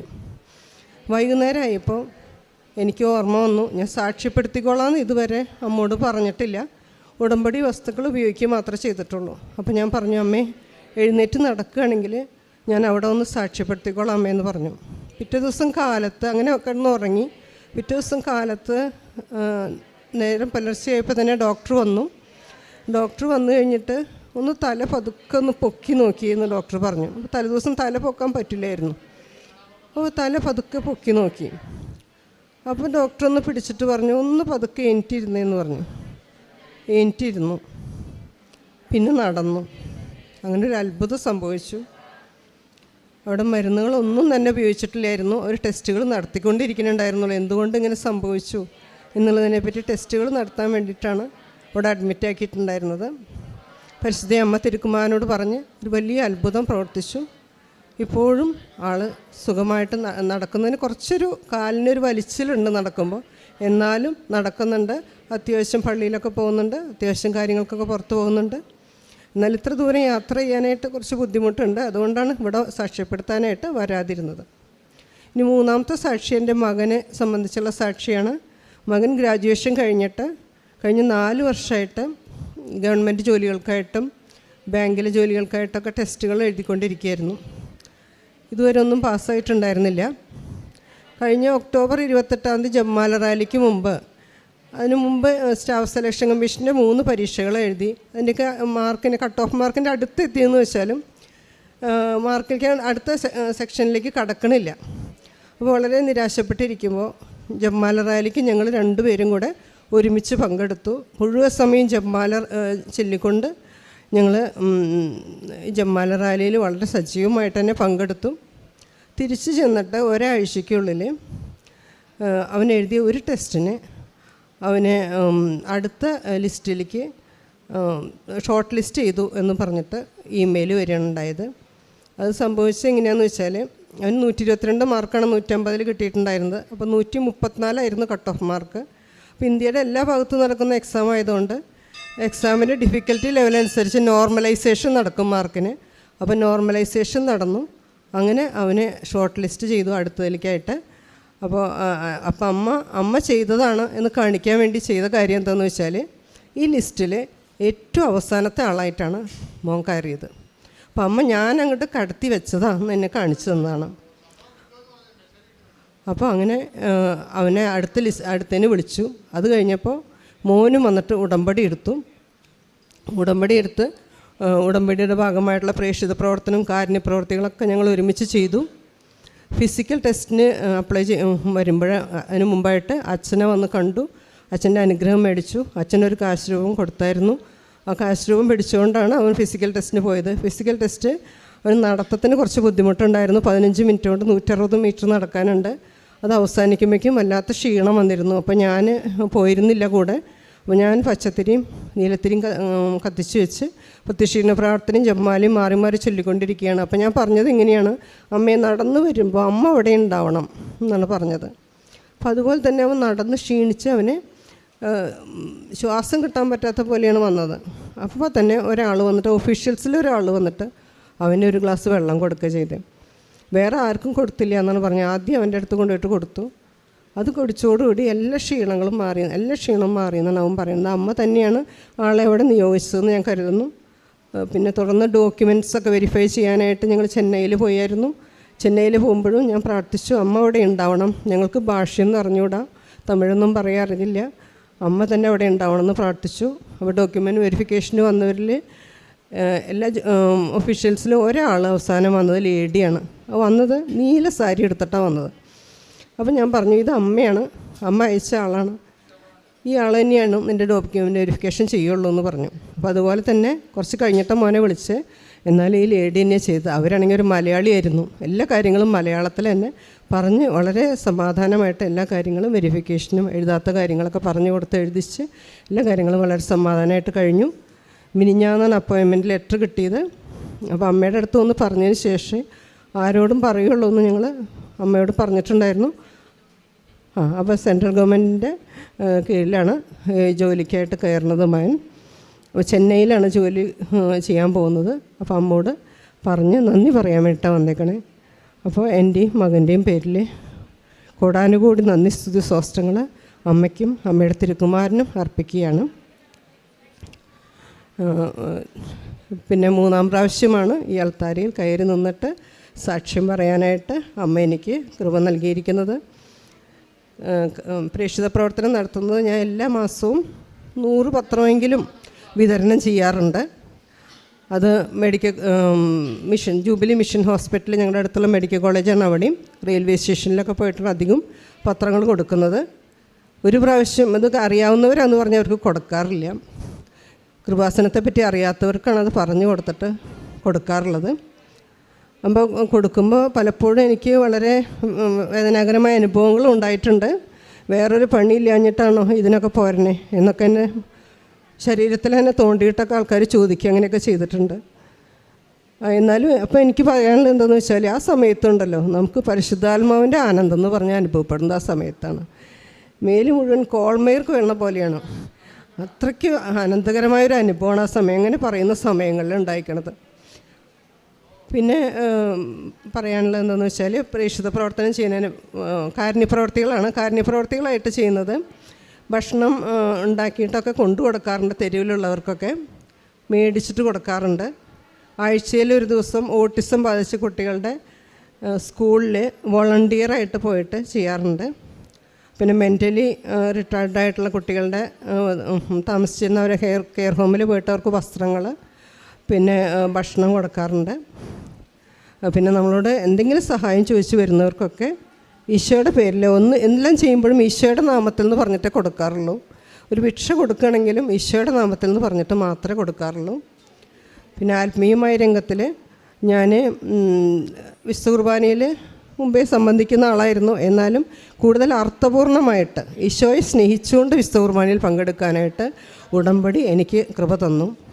ഇപ്പോൾ ഞാൻ ഈശോയെ കൃത്യമായി സ്നേഹിച്ചുകൊണ്ടാണ് വിശുദ്ധ കുർബാനയിൽ പങ്കെടുക്കുന്നത്. വിശുദ്ധ കുർബാനയിലെ ഓരോ ഭാഗത്തും വിശുദ്ധ കുർബാന ഉയർത്തുമ്പോഴൊക്കെ കണ്ണീരൊഴുക്കിക്കൊണ്ട് ഈശോയുടെ പീഡാനുഭവത്തിൽ പങ്കുചേർന്നുകൊണ്ട് അത്രയും ഹൃദയത്തിൽ നിന്ന് ഉയർന്ന സ്നേഹത്തോടു കൂടിയാണ് ഞാൻ വിശുദ്ധ കുർബാനയിൽ ഓരോ ദിവസവും പങ്കെടുക്കുന്നത്. ആഴ്ചയിൽ ഒരിക്കലെങ്കിലും കുമ്പസാരിക്കാറുണ്ട്. ചിലപ്പോൾ 2 ആഴ്ച വരെ ആവാറുണ്ട്. കുമ്പസാരിക്കാറുണ്ട്. കുടുംബ പ്രാർത്ഥനയൊക്കെ വീട്ടിൽ വളരെ സജീവമായിട്ട് പങ്കെടുക്കുന്നുണ്ട്. ഞാൻ എന്ത് ജോലി ചെയ്യുമ്പോഴും അച്ഛൻ്റെ നമ്മുടെ ബഹുമാനപ്പെട്ട VP ജോസഫ് അച്ഛൻ്റെ ധ്യാന പ്രസംഗങ്ങൾ കേട്ടുകൊണ്ടാണ് എപ്പോഴും എല്ലാ സമയത്തും അത് കേട്ടുകൊണ്ടിരിക്കുകയാണ്. സാക്ഷ്യങ്ങൾ കേട്ടുകൊണ്ടിരിക്കും. അതെന്നെ കൂടുതൽ ആത്മീയമായിട്ട് വളർത്തുന്നുണ്ട്. ഈശോയെ കൂടുതൽ സ്നേഹിക്കാനായിട്ട് ഇപ്പോൾ എനിക്ക് സാധിക്കുന്നുണ്ട്. അച്ഛൻ ഒരു ധ്യാന പ്രസംഗത്തിൽ പറഞ്ഞതുപോലെ ഓരോ കാര്യങ്ങൾ ചെയ്യുമ്പോഴും ഈശോയോട് പറഞ്ഞിട്ട് ചെയ്തുകൊണ്ടാണ് ഞാൻ ഈശോനെ സ്നേഹിക്കാനായിട്ട് കൂടുതൽ പഠിച്ചത്.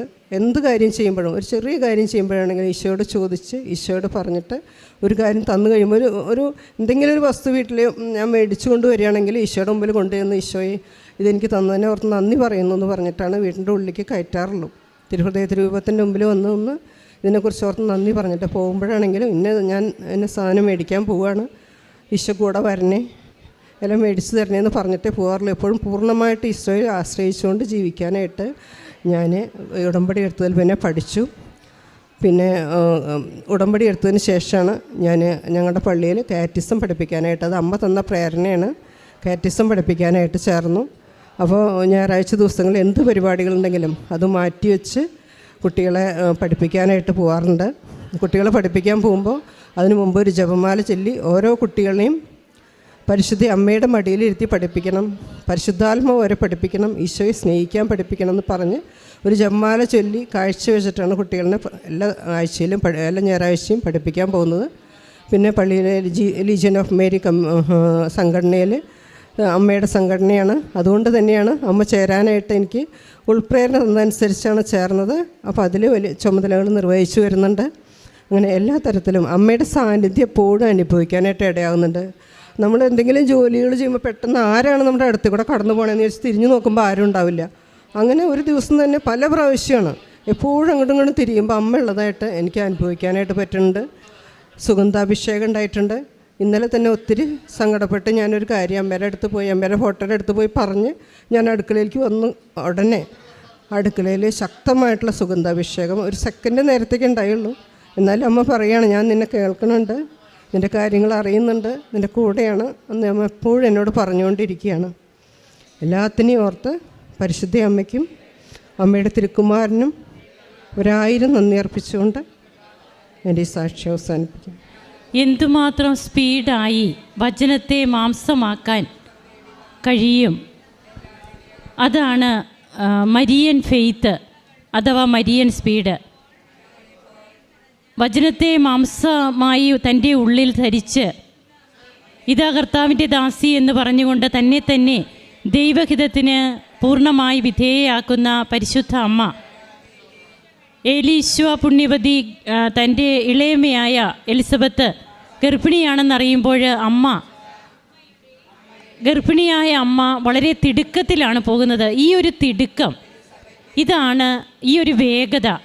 കുരിശിൻ്റെ ചുവട്ടിൽ വരെ നിൽക്കുമ്പോഴും മറിയത്തിന് ഈ ഒരു വേഗതയുണ്ട്, ഈ ഒരു ഫെയ്ത്ത്. അതാണ് മരിയൻ ഫെയ്ത്ത്. കുരിശിൻ്റെ ചുവട്ടിൽ നിൽക്കുമ്പോഴും താൻ ദൈവത്തിലാണ് ആശ്രയിക്കുന്നത്, എല്ലാം ദൈവഹിതം പോലെ നിറവേറട്ടെ.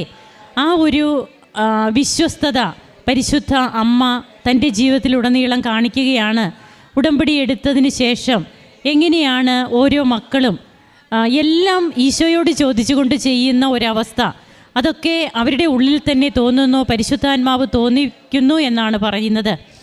ഏത് കാര്യത്തിനും ചെറുതോ വലുതോ ആകട്ടെ ദൈവത്തോട് സംസാരിക്കുവാനുള്ള ഒരു സന്നദ്ധത, അതാണ് നാം പറയുന്ന ഓരോ വാക്കും നമ്മുടെ കൂടെ നടന്ന് കേൾക്കുന്ന അമ്മ, അത് നാം മറ്റുള്ളവരോട് പറയുന്നതായാലും ദൈവത്തോട് പറയുന്നതായാലും കേൾക്കുന്ന അമ്മ ഉടനെ തന്നെ അമ്മയുടെ സാന്നിധ്യം നമുക്ക് അനുഭവപ്പെടുത്തുകയാണ്. അതാണ് സുഗന്ധ അഭിഷേകമൊക്കെ ആയിട്ട് ഓരോ മക്കളും ഇവിടെ അവരുടെ അനുഭവ സാക്ഷ്യങ്ങളിൽ പങ്കുവയ്ക്കുന്നത്. താൻ കൂടെയുണ്ട് എന്നുള്ള ആ ഒരു വാഗ്ദാനം, ഈശോ കർത്താവിൻ്റെ വാഗ്ദാനമാണത്. അത് അമ്മ ഇന്ന് നമ്മോടൊപ്പം വന്ന് അമ്മ കൂടെ നടന്ന് നമുക്കത് മനസ്സിലാക്കി തരുന്നു. എങ്ങനെയാണ് പിന്നീട് തൻ്റെ ജീവിതത്തിലെ ഓരോരോ കൃപകൾ, ഉടമ്പടി ധ്യാനം, ബഹുമാനപ്പെട്ട VP ജോസഫ് അച്ഛൻ്റെ ധ്യാനം, അത് എത്ര പഴയ ധ്യാനമാണെങ്കിൽ പോലും അതിൽ സംബന്ധിച്ച് 5 വർഷമായിട്ട് ഈ മകൾ ഉടമ്പടിയിലാണ്. തൻ്റെ 3ാമത്തെ സാക്ഷ്യമാണ് ഇവിടെ പറയുന്നത്. ഓരോ ഉടമ്പടി ധ്യാനത്തിലും പങ്കുകൊള്ളുമ്പോൾ ഈ മകൾ എങ്ങനെ തൻ്റെ രോഗാവസ്ഥകളെ സമർപ്പിച്ച് പ്രാർത്ഥിച്ചിരുന്നു. പിന്നീട് എങ്ങനെയാണ് 14 വർഷമായിട്ട് തനിക്കില്ലാതിരുന്ന കേൾവിശക്തി, അത് ഇനി കിട്ടില്ല, അത് നഷ്ടപ്പെട്ടു പോയത് ഒരിക്കലും റീഗെയിൻ ചെയ്യാൻ പറ്റില്ല എന്ന് പറഞ്ഞ ആ ഒരു അവസ്ഥയിൽ നിന്ന് തനിക്ക് കേൾവി പൂർണ്ണമായി ലഭിച്ചു എന്നുള്ളതാണ്. അതുപോലെ എൻ്റെ ഹസ്ബൻഡിൻ്റെ രോഗസൗഖ്യവും മകന് സെൻട്രൽ ഗവൺമെൻറ്റിലെ ജോലി ലഭിക്കുന്നതും, അങ്ങനെ എല്ലാറ്റിനും അമ്മയുടെ ഒരു സ്പർശനം നമുക്കിവിടെ തിരിച്ചറിയാൻ കഴിയും. ഈ ഒരു അമ്മയുടെ സാന്നിധ്യവും സ്പർശനവുമാണ് ഉടമ്പടി ജീവിതത്തിൽ നമുക്കും വേണ്ടത്. അതിനാണ് നാം ഇവിടെ വന്നിരിക്കുന്നത്. അല്ലാതെ നമ്മുടെ നിയോഗങ്ങൾ സാധിച്ചു കിട്ടുവാനല്ല. അമ്മ നമ്മുടെ ഒപ്പം ഉണ്ടാകണം. ആ ഒരു പ്രാർത്ഥനയായിരിക്കട്ടെ. അമ്മ കൂടെയുണ്ടെങ്കിൽ, ഈശോ കൂടെയുണ്ടെങ്കിൽ നമുക്കെല്ലാം നേടുവാൻ കഴിയും. നമ്മുടെ നിയോഗങ്ങളിലൊക്കെ പിന്നെ ഈശോയും അമ്മയും ഇടപെട്ടുകൊള്ളും. ആ ഒരു തീഷ്ണതയിൽ നമുക്ക് ഈശോയെ മഹത്വപ്പെടുത്തിക്കൊണ്ടുള്ള ഒരു ജീവിതം നയിക്കാം. കരങ്ങൾ അടിച്ച് നമുക്ക് ഈശോയ്ക്കും അമ്മയ്ക്കും നന്ദി പറയാം, ദൈവത്തെ ആരാധിക്കാം, മഹത്വപ്പെടുത്താം. ദൈവത്തിൻ്റെ അതിപരിശുദ്ധമായ നാമം വാഴ്ത്തപ്പെടുമാറാകട്ടെ. എൻ്റെ പേര് ലിജോ ടൈറ്റസ് എന്നാണ്. എൻ്റെ വീട് കൊട്ടാരക്കരയാണ്.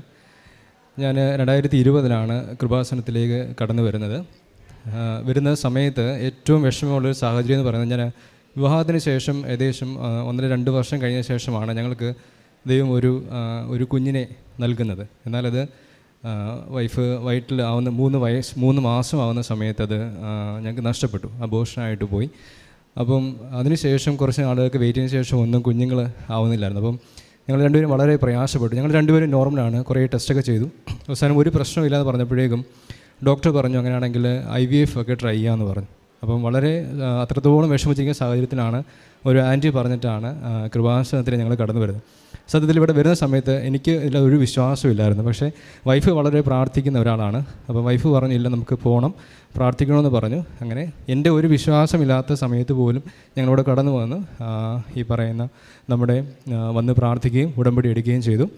അങ്ങനെ അതിന് ശേഷമാണ് ഒരു കുഞ്ഞിനെ ഞങ്ങൾക്ക് ദൈവം നൽകുക. ആ ഒരു കുഞ്ഞാണ് എൻ്റെ കയ്യിൽ ഇപ്പോൾ ഇരിക്കുന്നത്. അതൊരു സാക്ഷ്യമാണ്.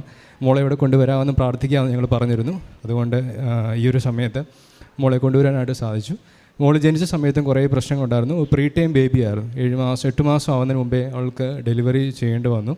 അപ്പോൾ ഡോക്ടർ പറഞ്ഞു ഒരിക്കലും ഒരു ആരോഗ്യത്തോടൊരു കുഞ്ഞിനെ നിങ്ങൾക്ക് കിട്ടത്തില്ല. കാര്യം ഒന്നുകിൽ ഒരു അംഗവൈകല്യം ഉണ്ടാകും, കാഴ്ചയ്ക്ക് പ്രശ്നം ഉണ്ടാകും, ലങ്സിന് കംപ്ലയിൻറ്റ് ഉണ്ടാകും എന്നൊക്കെ പറഞ്ഞു. പക്ഷേ ആ സാഹചര്യം ഞങ്ങൾ വീണ്ടും പ്രാർത്ഥിച്ചു. നിങ്ങൾക്ക് കാണാൻ പറ്റുന്ന പോലെ അത്ര ആരോഗ്യമുള്ളൊരു കുഞ്ഞായിട്ട് ഞങ്ങളുടെ ഉള്ളിൽ ഞങ്ങൾക്ക് സ്നേഹത്തോടു കൂടി ഒരു കുഞ്ഞിനെ തന്നു. എൻ്റെ വൈഫ് ഇപ്പോൾ വന്നിട്ടില്ല കൂടെ. അതിൻ്റെ കാര്യം ഒരു കുഞ്ഞിനെയും കൂടി കഴിഞ്ഞ ആഴ്ച ചെയ്ത് ഞങ്ങൾക്ക് തന്നു. അപ്പോൾ ഞങ്ങൾ ഒന്ന് പ്രാർത്ഥിച്ചു, എന്നാൽ 2 കുഞ്ഞുങ്ങളെ ദൈവം ഞങ്ങൾക്ക് ദാനമായിട്ട് തന്നു. ഏറ്റവും വലിയ ഒരു സാക്ഷ്യമായിട്ട് ഞങ്ങളത് കരുതുന്നു. മറ്റൊരു കാര്യം, ഞങ്ങൾക്ക് വേണ്ടി പ്രാർത്ഥിച്ചപ്പോൾ ഏറ്റവും കൂടുതൽ ഞങ്ങൾ ആഗ്രഹിച്ചൊരു കാര്യം, എൻ്റെ സുഹൃത്തുക്കൾ, എൻ്റെ ചുറ്റുവട്ടമുള്ള കുറച്ച് പേർക്ക് കൂടി ഞങ്ങൾ പ്രാർത്ഥിക്കണം. അപ്പം ഏകദേശം ഞങ്ങൾ മസ്കറ്റ് വർക്ക് ചെയ്യുന്ന സമയത്ത് 8 വർഷത്തോളമായിട്ട് കുഞ്ഞുങ്ങളില്ലാത്തൊരു ഫാമിലി ഉണ്ടായിരുന്നു. അപ്പം അതുപോലെ വിവാഹം കഴിയാതെ സാധിക്കാതെ പോകുന്ന 1-2 പേര്. അപ്പോൾ ഞങ്ങൾ അവരോട് പറഞ്ഞിട്ടുണ്ട്, ഞങ്ങൾ നിങ്ങൾക്ക് വേണ്ടി പ്രാർത്ഥിക്കും, കൃപാസനത്തിൽ ഞങ്ങൾ പോകുന്നുണ്ടെന്ന് പറഞ്ഞു.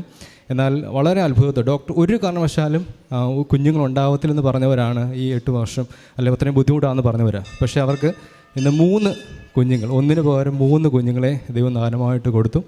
അത് വലിയൊരു അത്ഭുതമായിട്ട് ഞങ്ങൾ കരുതുന്നു. എന്നെ സംബന്ധിച്ചോളം ഞാൻ ഇവിടെ വരുന്ന സമയത്ത് ജോലിയുടെ ചെറിയ പ്രയാസങ്ങളൊക്കെ ഉണ്ടായിരുന്നു. മസ്കറ്റിൽ വർക്ക് ചെയ്തതിന് ശേഷം ഇവിടെ വന്ന് പ്രാർത്ഥിക്കുന്ന സമയത്ത് എൻ്റെ ആഗ്രഹം ഏറ്റവും നല്ലൊരു ജോലി വേണമെന്നുള്ളതായിരുന്നു. അപ്പം പ്രാർത്ഥനയിൽ ഞങ്ങൾ ഉൾപ്പെടുത്തി ഈ പറയുന്ന എല്ലാ കാര്യങ്ങളും എൻ്റെ വൈഫും ഞങ്ങൾ ഒരുമിച്ചിരുന്ന്, എൻ്റെ വിശ്വാസം കൂടുതൽ വർദ്ധിച്ചു. ഞങ്ങൾ ഒരുമിച്ചിരുന്ന് പ്രാർത്ഥിച്ചു. ഇന്ന് ഖത്തറിൽ ഒരു കൺട്രിയാണ് ഞാൻ ഹാൻഡിൽ ചെയ്തുകൊണ്ടിരുന്നത്. എന്നാൽ ഇന്ന് ഖത്തർ, ബഹ്റിൻ 2 കൺട്രി ഹാൻഡിൽ ചെയ്യുന്ന കൺട്രി സെയിൽസ്മാൻ എന്നുള്ള ഒരു ഡെസിഗ്നേഷനിൽ ദൈവം എന്നെ വലുതായിട്ട് ഇവിടുത്തെ പ്രാർത്ഥനയാണ് ഞാൻ പൂർണ്ണമായിട്ട് വിശ്വസിക്കുന്നു. മറ്റൊരു കാര്യം, എൻ്റെ ഫാദർ കൺസ്ട്രക്ഷനാണ്. പുള്ളിക്കാരൻ ഒരു വീട് വെച്ച സമയത്ത്, ഈ കോവിഡിൻ്റെ സമയത്താണ് ഒരു വീടിൻ്റെ പണിയൊക്കെ കഴിഞ്ഞത്. ഒരു കാരണവശാലും അത് കൊടുക്കാനായിട്ട് ഒരു സാഹചര്യവുമില്ല. ഒന്നും മനുഷ്യൻ പുറത്ത് പോലും ഇറങ്ങാത്ത സാഹചര്യത്തിലാണ് ഞങ്ങൾ ആ ഒരു വിഷയവും ഇവിടെ ഉൾപ്പെടുത്തി. അപ്പം ആ ഒരു സമയത്ത് വീടിൻ്റെ പുറത്ത് പോലും ആൾക്കാർക്ക് പോകാൻ പേടിയുള്ള സമയത്ത് ആ വീടിൻ്റെ ബിസിനസ് കച്ചവടം നടന്നു. വലിയൊരു അത്ഭുതമാണ്. എല്ലാവർക്കും ഇന്നും അതെങ്ങനെ സംഭവിച്ചെന്ന് ചോദിച്ചു കഴിഞ്ഞാൽ ആൾക്കും അറിയത്തില്ല. അപ്പം അത്രത്തോളം അത്ഭുതകമായ ഒരു സംഭവമായിട്ട് ഞങ്ങളതിനെ കാണുന്നു. ഞങ്ങൾക്ക് ഏറ്റവും കൂടുതൽ ഞാൻ പ്രാർത്ഥിച്ച കാര്യം, ഞങ്ങൾക്ക് ജോലിയും പണവും ഒക്കെ അതിനപ്പുറമായിട്ട് നമ്മളെല്ലാവരും വിഷമിപ്പിച്ചു തന്നതാണ് കോവിഡ്. ഞങ്ങളുടെ കുടുംബത്തിൽ അല്ലെങ്കിൽ ഞങ്ങൾക്ക് അറിയാവുന്നവർക്ക് ആർക്കും വരലേന്ന് പ്രാർത്ഥിച്ചു. ചുറ്റുവട്ടങ്ങളിൽ എല്ലാവർക്കും കോവിഡ് വന്നു. പക്ഷേ ഞങ്ങളുടെ കുടുംബത്തെ ദൈവം ഈ പറയുന്ന പ്രാർത്ഥനയോടുകൂടി ഞങ്ങൾക്ക് വലിയൊരു പ്രൊട്ടക്ഷൻ പോലെ, വീട്ടിൽ ആർക്കും ആ സമയത്ത് കോവിഡ് വന്നില്ല. അതിൽ കൂടെ നമുക്ക് എന്താ വേണ്ടത്? അപ്പം ഞങ്ങളിതിൽ നിന്നെല്ലാം പഠിച്ചൊരു കാര്യം എന്ന് പറയുന്നത്, വിശ്വസിച്ച് പ്രാർത്ഥിച്ചു കഴിഞ്ഞാൽ നടക്കാത്തതൊന്നുമില്ല. പലപ്പോഴും സോഷ്യൽ മീഡിയയിലൊക്കെ കൃപാസനത്തെക്കുറിച്ച് ഇങ്ങനെ നെഗറ്റീവ് കമൻറ്റ്സ് കേൾക്കുന്ന സമയത്ത് എനിക്ക് അവരോടൊക്കെ ഒരു വിഷമം തോന്നാറുണ്ട്. കാര്യം ആർക്കും അറിയാത്തവരാണത് സംസാരിക്കുകയൊക്കെ ചെയ്യുന്നത്. അതുപോലെ എൻ്റെ ഒരു ജോലിയുടെ സമയത്താണെങ്കിലും പോകുന്ന വഴിയിൽ എപ്പോഴും ഞങ്ങൾ ഈ പറയുന്ന മാതാവിൻ്റെ കാശുരൂപം കാണും. ഒരു വിശ്വാസമില്ലാത്ത എന്നെ ഒരു വലിയ വിശ്വാസിയായിട്ട്, പ്രത്യേകിച്ച് കൃപാസനത്തിനെക്കുറിച്ച് ഒട്ടും അറിയാത്ത എന്നെ കുറേ അറിയിച്ചതും ഈ പറയുന്ന ഇത്രയും കാര്യങ്ങൾ കൂടിയാണ്. നിങ്ങളുടെ എല്ലാവരുടെയും പ്രാർത്ഥന ആവശ്യപ്പെടുകയാണ്.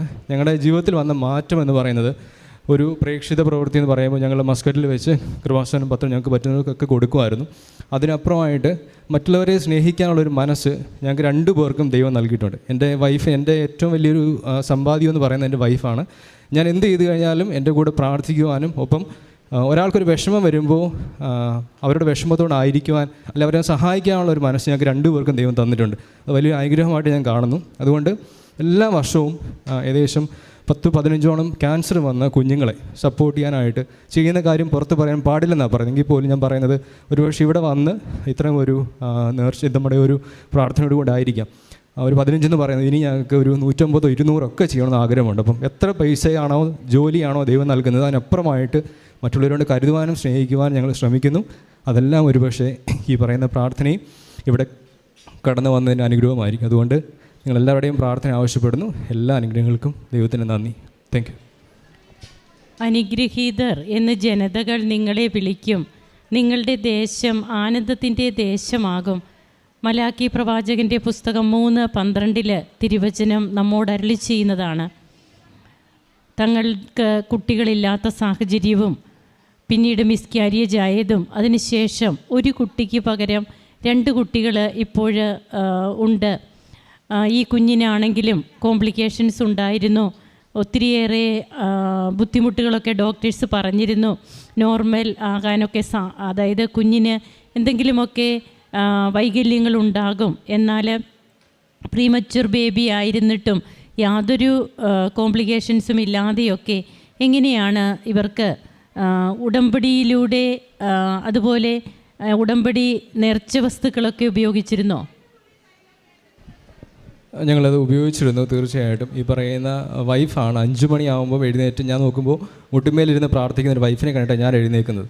അതുപോലെ എല്ലാ നേർച്ച വസ്തുക്കളും ഉപയോഗിച്ച് അങ്ങനെ പ്രാർത്ഥിച്ചിട്ടുണ്ട്. ഉടമ്പടി നേർച്ച വസ്തുക്കളിലൂടെ തങ്ങൾക്ക് എങ്ങനെയാണ് തങ്ങളെ മക്കളെ നൽകി ദൈവം അനുഗ്രഹിക്കുന്നത്? വീണ്ടും തൻ്റെ ജോലിയിലുണ്ടായ ഉയർച്ച, ആ ജോലിയിലുണ്ടായ ഉയർച്ചയിലൂടെയൊക്കെ മറ്റുള്ളവരെ കൂടുതൽ ഹെൽപ്പ് ചെയ്യണം, ആ ഒരു ചിന്തയിലെയൊക്കെ കുടുംബം ഒന്നിച്ച് ഇവർ നീങ്ങുന്നതും, അങ്ങനെ കാരുണ്യ പ്രവർത്തികളെ പ്രേക്ഷിത പ്രവർത്തനമൊക്കെ ചെയ്യുന്നു. തങ്ങൾക്കൊരിക്കലും വിറ്റുപോകാൻ സാധിക്കാതിരുന്ന ഒരു തങ്ങളുടെ ഫാദറിൻ്റെ കൺസ്ട്രക്ഷനിലുണ്ടായിരുന്ന ഒരു വീട്, അതൊക്കെ കോവിഡിൻ്റെ സമയത്തും എങ്ങനെയാണ് അതൊക്കെ ഇവർക്ക് വിൽക്കുവാൻ സാധിച്ചത്? അതുപോലെ കുടുംബത്തിനാകെ സംരക്ഷണം. അങ്ങനെ നാം കേട്ട തിരുവചനം പോലെ ദൈവം നമ്മെ അനുഗ്രഹിക്കുകയാണ്. എല്ലാവരുടെയും മുൻപിൽ നമ്മെ എടുത്തുയർത്തുന്ന ഒരു അനുഭവമാണ് ഉടമ്പടിയിലൂടെ ഉണ്ടാകുന്നത്. ഏറ്റവും വിശ്വാസമില്ലാത്ത ഒരു സാഹചര്യത്തിൽ നിന്ന് എങ്ങനെ ഈ മകന് തൻ്റെ ഉടമ്പടി ജീവിതം ഇന്ന് ഇവിടെ നിർത്തി സാക്ഷ്യം പറയുന്നവനാക്കുന്നു. കുടുംബം ഒന്നിച്ച് ഇവരെ അനുഗ്രഹിക്കുന്ന ദൈവത്തിൻ്റെ ശക്തമായ കരങ്ങൾക്ക് നമുക്ക് കരങ്ങളടിച്ച് ഈശോയ്ക്കും അമ്മയ്ക്കും നന്ദി പറയാം, ദൈവത്തെ ആരാധിക്കാം, മഹത്വപ്പെടുത്താം. എൻ്റെ പേര് സാന്ദ്ര, ഞാൻ ഇടുക്കിയിൽ നിന്ന് വരുന്നു. ഇത് കീർത്തന, ഇത് മരിയ. ഞങ്ങൾ 3 പേരും Bangalore BSc nursing final year students ആണ്. ഞാൻ ഈ ആദ്യം തന്നെ എൻ്റെ കൃപാസനമ്മയ്ക്കും എൻ്റെ ഈശോയ്ക്കും 1000 നന്ദി പറയുകയാണ്. ഞാൻ എൻ്റെ കൂട്ടുകാരിയുടെ പേരിൽ ഞാനിവിടെ വന്ന് സാക്ഷ്യം പറഞ്ഞോളാമെന്ന് മാതാവിനോട് നേർന്നതാണ്. 2023 നവംബർ 10 ഞങ്ങൾ ഹോസ്റ്റലിലായിരുന്നപ്പം കീർത്തനയ്ക്ക് 10 ദിവസമായിട്ട് ഡയേറി ആയിരുന്നു. അപ്പം ഞങ്ങൾ എല്ലാ ഹോസ്പിറ്റലും ഞങ്ങളുടെ ഹോസ്പിറ്റലിൽ കൊണ്ടുപോയി ഡോക്ടർമാരെയൊക്കെ കാണിച്ചു. ഡോക്ടർമാരെ എല്ലാ ടെസ്റ്റും ചെയ്തു, സ്റ്റൂളിൻ്റെ എക്സാമിനേഷനും എല്ലാം ചെയ്തു. അപ്പോൾ ഡോക്ടർമാർ പറഞ്ഞു ഒരു കുഴപ്പമില്ല, ഇത് ഹോസ്റ്റലിൻ്റെ ഫുഡിൻ്റെയാണ്, കുഴപ്പമൊന്നുമില്ല എന്നൊക്കെ പറഞ്ഞു. ട്രിപ്പൊക്കെ ഇട്ട് ഞങ്ങളെ ഹോസ്റ്റലിലേക്ക് തന്നെ വിട്ടു. ഞങ്ങൾ 3-4 തവണ ആശുപത്രിയിൽ പോയി, വീണ്ടും ആ ടെസ്റ്റ് തന്നെ ചെയ്യിപ്പിക്കുന്നു, കുഴപ്പമില്ല എന്ന് പറഞ്ഞു വിടുന്നു. ഞങ്ങൾ തിരിച്ച് ഹോസ്റ്റലിൽ വന്നു. അങ്ങനെ നവംബർ 27 രാത്രിയിൽ പെട്ടെന്ന് കീർത്തനയ്ക്ക് വയ്യാന്ന് ഞങ്ങളോട് പറഞ്ഞ് ഞങ്ങൾ റൂമിൽ ചെന്ന് കഴിഞ്ഞപ്പം കീർത്തനയുടെ കാലും കൈയൊക്കെ ഭയങ്കരമായിട്ട് മരച്ച് തണുത്ത് വിറച്ചിരിക്കുകയായിരുന്നു. അവൾ കണ്ണുപോലും തുറക്കുന്നില്ലായിരുന്നു. അപ്പോൾ ഞങ്ങൾ 13 കൂട്ടുകാരാണ്. അപ്പോൾ 13 കൂട്ടുകാർ ഭയങ്കരമായിട്ട് പേടിച്ചു പോയി. ഞങ്ങൾ വാർഡനോട് പറഞ്ഞു, വാർഡനാണെങ്കിൽ വണ്ടി വിളിക്കാമെന്ന് പറഞ്ഞു. വണ്ടി വരാനും കുറേ താമസമായി. ഞങ്ങൾ ശരിക്കും പേടിച്ചു പോയി. അപ്പം നമുക്ക് രാത്രിയിൽ നമ്മുടെ ഹോസ്പിറ്റലിൽ തന്നെ കൊണ്ടുപോകാൻ പറ്റത്തുള്ളൂ. അപ്പം പെട്ടെന്ന് വണ്ടി വന്നു, ഞങ്ങൾ കൊണ്ടുപോയി ആശുപത്രി ചെന്ന് കഴിഞ്ഞപ്പോഴും ഡോക്ടറിനോട് ഇങ്ങനെ 10 ദിവസമായി എന്നൊക്കെ പറഞ്ഞു കഴിഞ്ഞപ്പോഴും ഡോക്ടർ പറഞ്ഞാൽ ശരി, ഡ്രിപ്പൊക്കെ ഇട്ടു. ആദ്യത്തെ ഡ്രിപ്പ് കയറി, അപ്പം ഇവള് കുഴപ്പമില്ല. പിന്നെ ഞങ്ങൾ ചായയൊക്കെ കൊടുത്തു കഴിഞ്ഞപ്പോഴും വീണ്ടും വിറയ്ക്കാനും കൈയും കാലമൊക്കെ മരയ്ക്കാനൊക്കെ ആയിട്ട് തുടങ്ങി. പിന്നെ 2ാമത്തെ ഡ്രിപ്പ് ഇട്ടു. അപ്പോൾ ഡോക്ടർ പറഞ്ഞു കുഴപ്പമില്ല, പൊക്കോളാൻ പറഞ്ഞു. ഞങ്ങൾ ഹോസ്റ്റലിൽ വന്നു. പിറ്റേ ദിവസം എണീറ്റ് കഴിഞ്ഞപ്പോഴും ഒരു മാറ്റവും ഇല്ല. എന്നിട്ട് ഞങ്ങൾ ഞങ്ങളുടെ സാറിനോട് പറഞ്ഞു ഒട്ടും വയ്യ, ഞങ്ങൾക്ക് ഇവരുടെ അമ്മയായാലും അച്ഛനായാലും പറഞ്ഞു വീട്ടിലേക്ക് കൊണ്ടുവരണമെന്ന്. അങ്ങനെ ഞാനും മരിയയും കൂടെയും സാറിനോട് പോയി പെർമിഷൻ ചോദിച്ചു. പ്രിൻസിപ്പൽ സമ്മതിച്ചു. ഞങ്ങളന്ന് വൈകിട്ട് ട്രെയിനിന് കയറി വന്നപ്പം ഞാനും മരിയയും കൂടെ 2 പേരൂടെ പിടിച്ചിട്ട്, ഇവർക്ക് നടക്കാൻ ഒട്ടും മേലായിരുന്നു, കാലൊക്കെ ഇങ്ങനെ തളർന്നു പോകുന്ന പോലെ ഇങ്ങനെ വേച്ച് നടന്നുകൊണ്ടിരുന്നു. അപ്പം ഞങ്ങൾ 2 പിടിച്ച് ട്രെയിനിൽ കൊണ്ടുപോയി അവിടെ ട്രെയിനിലൊക്കെ ഇരുത്തി. പിറ്റേ ദിവസം രാവിലെ ഇവിടെ ആലുവയിൽ എത്തിക്കഴിഞ്ഞപ്പം, ഞങ്ങൾ ആലുവയിൽ നിന്നാണ് വരുന്നത്, ഞങ്ങൾ ആലുവയിൽ എത്തിക്കഴിഞ്ഞ് കഴിഞ്ഞപ്പോൾ അപ്പം തന്നെ നജാത്ത് എന്ന് പറഞ്ഞൊരു ഹോസ്പിറ്റലിൽ കൊണ്ടുപോയി. അപ്പം തന്നെ കാഷ്വാലിറ്റി കൊണ്ടുപോയി. അത് കഴിഞ്ഞിട്ട് എക്സ്റേ എടുത്തു. പിന്നെ ഞങ്ങൾക്ക് റൂം കിട്ടി. ഞങ്ങൾ റൂമിൽ ചെന്ന് കഴിഞ്ഞപ്പോഴത്തേക്കും ഡോക്ടർ വന്നു കഴിഞ്ഞപ്പോൾ ഡയറിയയുടെ മരുന്ന് സ്റ്റാർട്ട് ചെയ്തു. അന്ന് തൊട്ട് കീർത്തനയ്ക്ക് ഒട്ടും നടക്കാൻ മേലായിരുന്നു. ഞാനും ഇവളും കൂടെയും പിടിച്ച് എണീപ്പിച്ചാൽ മാത്രമേ കട്ടിലേ നിന്ന് ഇരിക്കുന്നുണ്ടായിരുന്നുള്ളൂ. അപ്പോൾ ബാത്റൂമിലൊക്കെ പോകാനായിട്ട് ഭയങ്കര ബുദ്ധിമുട്ടായിരുന്നു. കാലിങ്ങനെ വേച്ച് ഒട്ടും ശേഷിയില്ലാണ്ടായി. അന്ന് ഞങ്ങൾ വൈകിട്ട്, ഞങ്ങളന്ന് വന്നല്ലോ ഉണ്ടായിരുന്നുള്ളൂ എന്നോർത്ത് ഞങ്ങൾ വൈകിട്ട് മരിയയുടെ വീട്ടിൽ പോയി. അപ്പം മരിയയുടെ പപ്പയാണ് ഇവിടെ ഉടമ്പടി എടുത്തത്. പപ്പയാണ് ഞങ്ങളോട് പറഞ്ഞു നമുക്കിന്ന് കുടുംബ പ്രാർത്ഥന ചൊല്ലുമ്പം നമുക്ക് കീർത്തനയ്ക്ക് വേണ്ടി പ്രാർത്ഥിച്ച് നമുക്ക് ശരിക്കും മാതാവിനോട് പ്രാർത്ഥിക്കാം, അപ്പോൾ എന്തായാലും മാതാവ് സൗഖ്യപ്പെടുത്തും എന്ന് പറഞ്ഞു. അപ്പം ഞങ്ങൾ കൂട്ടുകാരിൽ ഒരാൾക്ക് എന്തെങ്കിലും വന്നു കഴിഞ്ഞാൽ ഞങ്ങൾക്ക് ഭയങ്കര സഹിക്കാൻ പറ്റാത്ത വിഷമമാണ്. അപ്പം ഞങ്ങൾ കൂട്ടുകാരി നടക്കാൻ പറ്റില്ലാത്തൊരവസ്ഥ എന്ന് പറഞ്ഞു കഴിഞ്ഞപ്പം ഞങ്ങൾക്ക് ചിന്തിക്കാൻ പോലും പറ്റില്ലായിരുന്നു. അതുപോലെ തന്നെ ഞങ്ങൾക്ക് പരീക്ഷ വരുന്ന സമയമായിരുന്നു, ഞങ്ങളുടെ 3rd ഇയറിൻ്റെ. എന്നിട്ട് ഞങ്ങൾ മാതാവിനോട് പ്രാർത്ഥിച്ചു, മാതാവേ വേറെ ഒന്നും വേണ്ട, അവളെ ഒന്ന് നടത്തണം, അവൾക്ക് ഈ വയ്യായികയൊക്കെ കുറഞ്ഞു കിട്ടണേന്ന് പ്രാർത്ഥിച്ചു. അത് കഴിഞ്ഞിട്ട് ഞങ്ങൾക്ക് ക്ലാസ് ഉണ്ടായിരുന്നു. ക്ലാസ്സിന് മുടക്കാൻ പറ്റില്ലാത്തതുകൊണ്ട് ഞാനും മരികയും പിറ്റേ ദിവസം തന്നെ ആശുപത്രിയിൽ പോയി കഴിഞ്ഞപ്പോഴും അന്ന് ഒട്ടും മേലായിരുന്നു. ഞങ്ങൾ എന്നിട്ട് വഴക്കൊക്കെ പറഞ്ഞു, നീ ഇതെന്നെ ഈ കാണിക്കുന്നേ, കാല് വെച്ച് നടക്കാനൊക്കെ പറഞ്ഞു. അപ്പോൾ അവൾക്ക് ഒട്ടും ഇങ്ങനെ ഏന്തി പൊക്കോണ്ടിരിക്കുമായിരുന്നു. അത് കഴിഞ്ഞ് ഞങ്ങൾ മാതാവിനോട് ശരിക്കും പ്രാർത്ഥിച്ചു. അത് കഴിഞ്ഞ് പപ്പയും പറഞ്ഞു, നമുക്ക് മാതാവിനോട് പറയാം, അവളെ നടന്നു കഴിയുമ്പോൾ ഇവിടെ കൊണ്ടുവരാമെന്ന് പറയാം. അങ്ങനെ പറഞ്ഞു. അത് കഴിഞ്ഞ് ഞാനും മരിയ ഹോസ്റ്റലിൽ ചെന്ന് കഴിഞ്ഞപ്പോഴും കീർത്തനയുടെ കാര്യമെല്ലാം വിളിച്ച് അന്വേഷിക്കുന്നുണ്ടായിരുന്നു. അപ്പം നജാത്തിൽ ഡോക്ടർ പറഞ്ഞു, ഞങ്ങൾക്കൊന്നും മനസ്സിലാവുന്നില്ല എന്തുകൊണ്ടാണ് നടക്കാത്തതെന്ന്. അങ്ങനെ ന്യൂറോ ടെസ്റ്റ് ചെയ്തു. ന്യൂറോ ടെസ്റ്റിന് ഒരു കുഴപ്പമില്ല. എന്നാൽ നമുക്ക് നല്ലൊരു ഹോസ്പിറ്റലിലേക്ക് വിടാമെന്ന് പറഞ്ഞാൽ അപ്പോളോയിൽ വിട്ടു കഴിഞ്ഞപ്പം അപ്പോളോയിൽ ഡോക്ടർ MRI സ്കാനിങ് ചെയ്തു. MRI സ്കാനിങ് ചെയ്ത് കഴിഞ്ഞപ്പം ഡോക്ടർ പറഞ്ഞു അതിനകത്ത് ഒരു കുഴപ്പമില്ല. ന്യൂറോളജിയിൽ ടെസ്റ്റും ചെയ്തു, ഒരു കുഴപ്പമില്ല. പക്ഷേ കീർത്തനയ്ക്ക് നടക്കാനായിട്ട് ഒട്ടും പറ്റത്തില്ലായിരുന്നു. അന്നത്തെ ആ ദിവസത്തിനേക്കാളും ഭയങ്കര ബുദ്ധിമുട്ടായിട്ട് ഓരോ ദിവസം മുന്നോട്ട് പോയിക്കൊണ്ടിരിക്കുകയായിരുന്നു. ഒട്ടും ഒരു നട പോലും എടുത്ത് വെക്കാൻ പറ്റില്ലാത്ത ഒരു ഇതായി പോയി. രണ്ടുപേര് നല്ല ബലമായിട്ട് പിടിച്ചാൽ മാത്രമായിരുന്നു നിൽക്കത്തുണ്ടായിരുന്നുള്ളൂ കീർത്തന.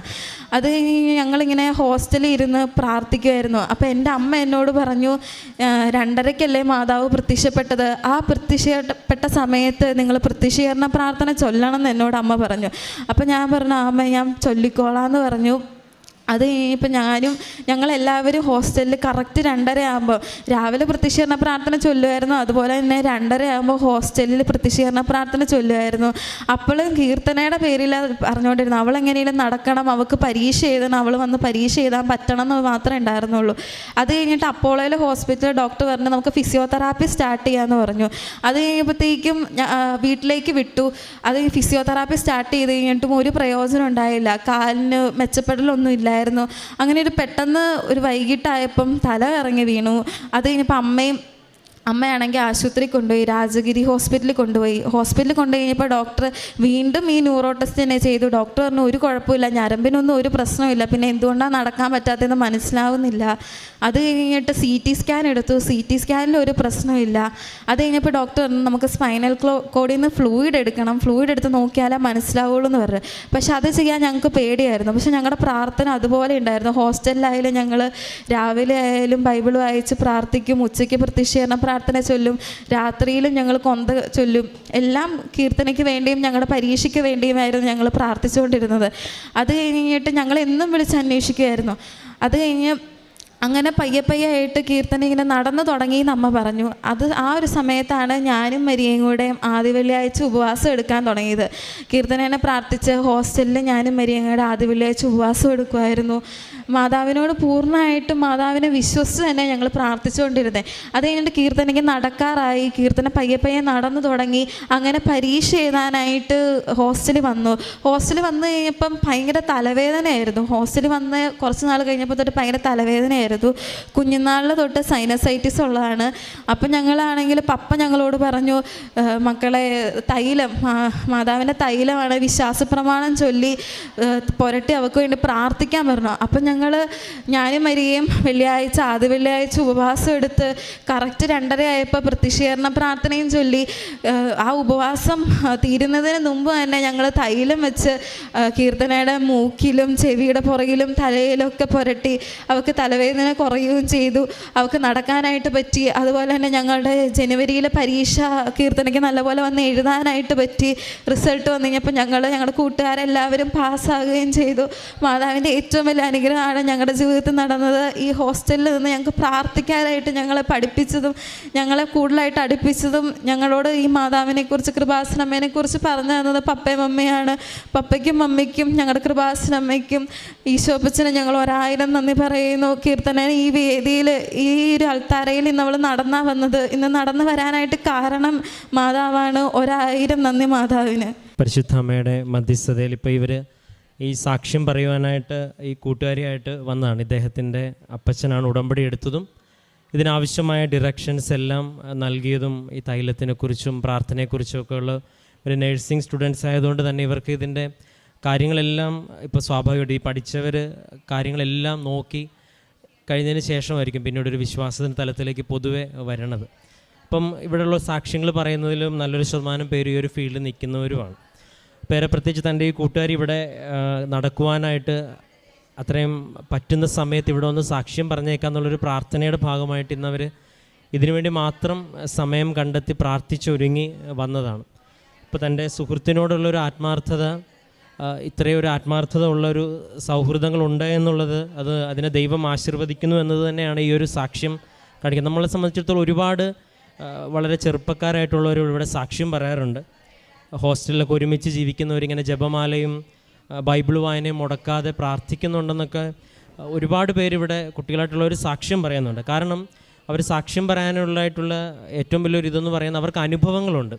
ഒരുപക്ഷെ മതബോധനവും വീട്ടിലെ മാതാപിതാക്കളും നൽകിയ അനുഭവങ്ങൾക്കപ്പുറം ഇവരുടെയൊക്കെ ജീവിതത്തിൽ ഇപ്പോൾ ദൈവം നേരിട്ട് നൽകുന്ന അനുഭവങ്ങളാണല്ലോ ഇതെല്ലാം. അപ്പോൾ അത് അത്രയും ബോധ്യം ഉണ്ടാകുമ്പോഴാണ് അവർ ഈ സമയം കണ്ടെത്തി ഇന്നിവിടെ ഇത്രയും പേരുടെ, ഇനി ഭാവിയിൽ അത് പുറത്തേക്ക് വിടുമ്പോൾ അത്രയും പേരുടെ മുമ്പിൽ ഇത് ദൈവത്തിൻ്റെ പദ്ധതിയാണെന്ന് ഒരുപക്ഷെ ഇവർ പഠിച്ച അറിവിനേക്കാളും മുകളിലുള്ളൊരു ദൈവിക ജ്ഞാനം ഇവർക്ക് ഈ ഒരു അനുഭവത്തിൽ ലഭിച്ചിട്ടുണ്ട്. അതുകൊണ്ടാണ് ഈ കൂട്ടുകാരെയും കൂട്ടി ഇവിടെ വന്നതും എന്നീ സാക്ഷ്യം പറഞ്ഞത്. അപ്പം ഈ മകൾ 2-3 കാര്യങ്ങൾ പറഞ്ഞു. ഒന്ന്, കൂടുതൽ പ്രാർത്ഥിച്ചു.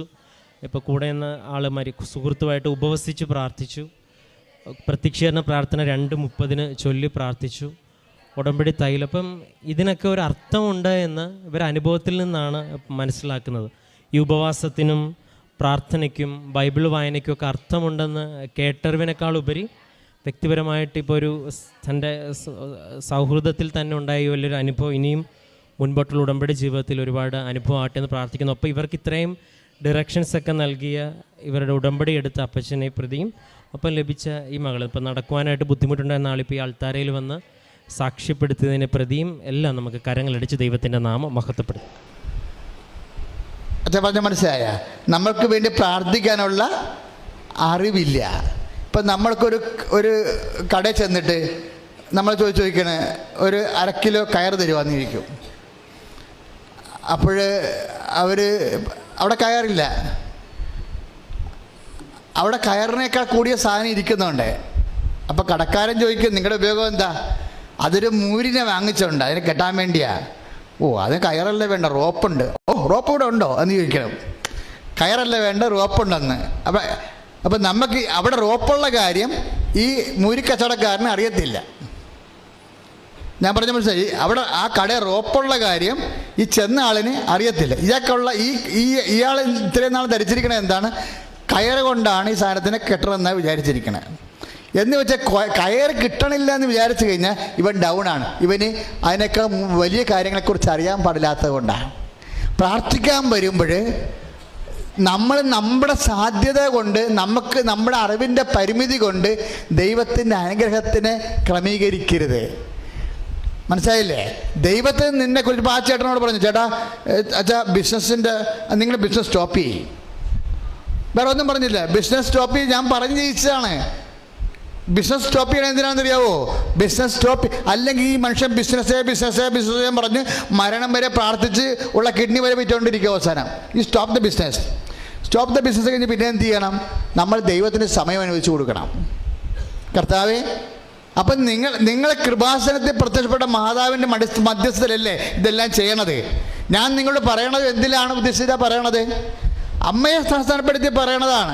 ഒരു കാര്യം പറഞ്ഞു വിട്ട് കഴിഞ്ഞാൽ അതിനകത്ത് എന്തെങ്കിലും മിസ്റ്റേക്ക് പ്രായോഗികമായിട്ട് അത് പ്രാക്ടിക്കാലിറ്റി എക്സിക്യൂട്ട് ചെയ്യുമ്പോൾ എന്തെങ്കിലും ടെക്നിക്കൽ പ്രോബ്ലം ഉണ്ടെങ്കിൽ അമ്മ കൈകാര്യം ചെയ്തോളൂ. അത് അമ്മ കൈകാര്യം ചെയ്ത് അമ്മയെ പറഞ്ഞു വിട്ട. അപ്പോൾ ഞാൻ അതിനെക്കുറിച്ച് ഞാനൊരു നിർദ്ദേശം കൊടുത്താൽ ഞാൻ ബോധരാകത്തില്ല. കാര്യം എന്താ? ഞാനത് ഒത്തിരി പ്രാർത്ഥിച്ചും അതിനുവേണ്ടി ഇരുന്നും കുർബാനയ്ക്ക് പ്രാർത്ഥിച്ചും കർത്താവ് വരുമ്പോൾ പ്രാർത്ഥിച്ചും രാത്രി കിടന്ന് പ്രാർത്ഥിച്ചും രാവിലെ എഴുന്നേരുന്ന് പ്രാർത്ഥിച്ചും ഒക്കെ ഇട്ടിരിക്കണത്.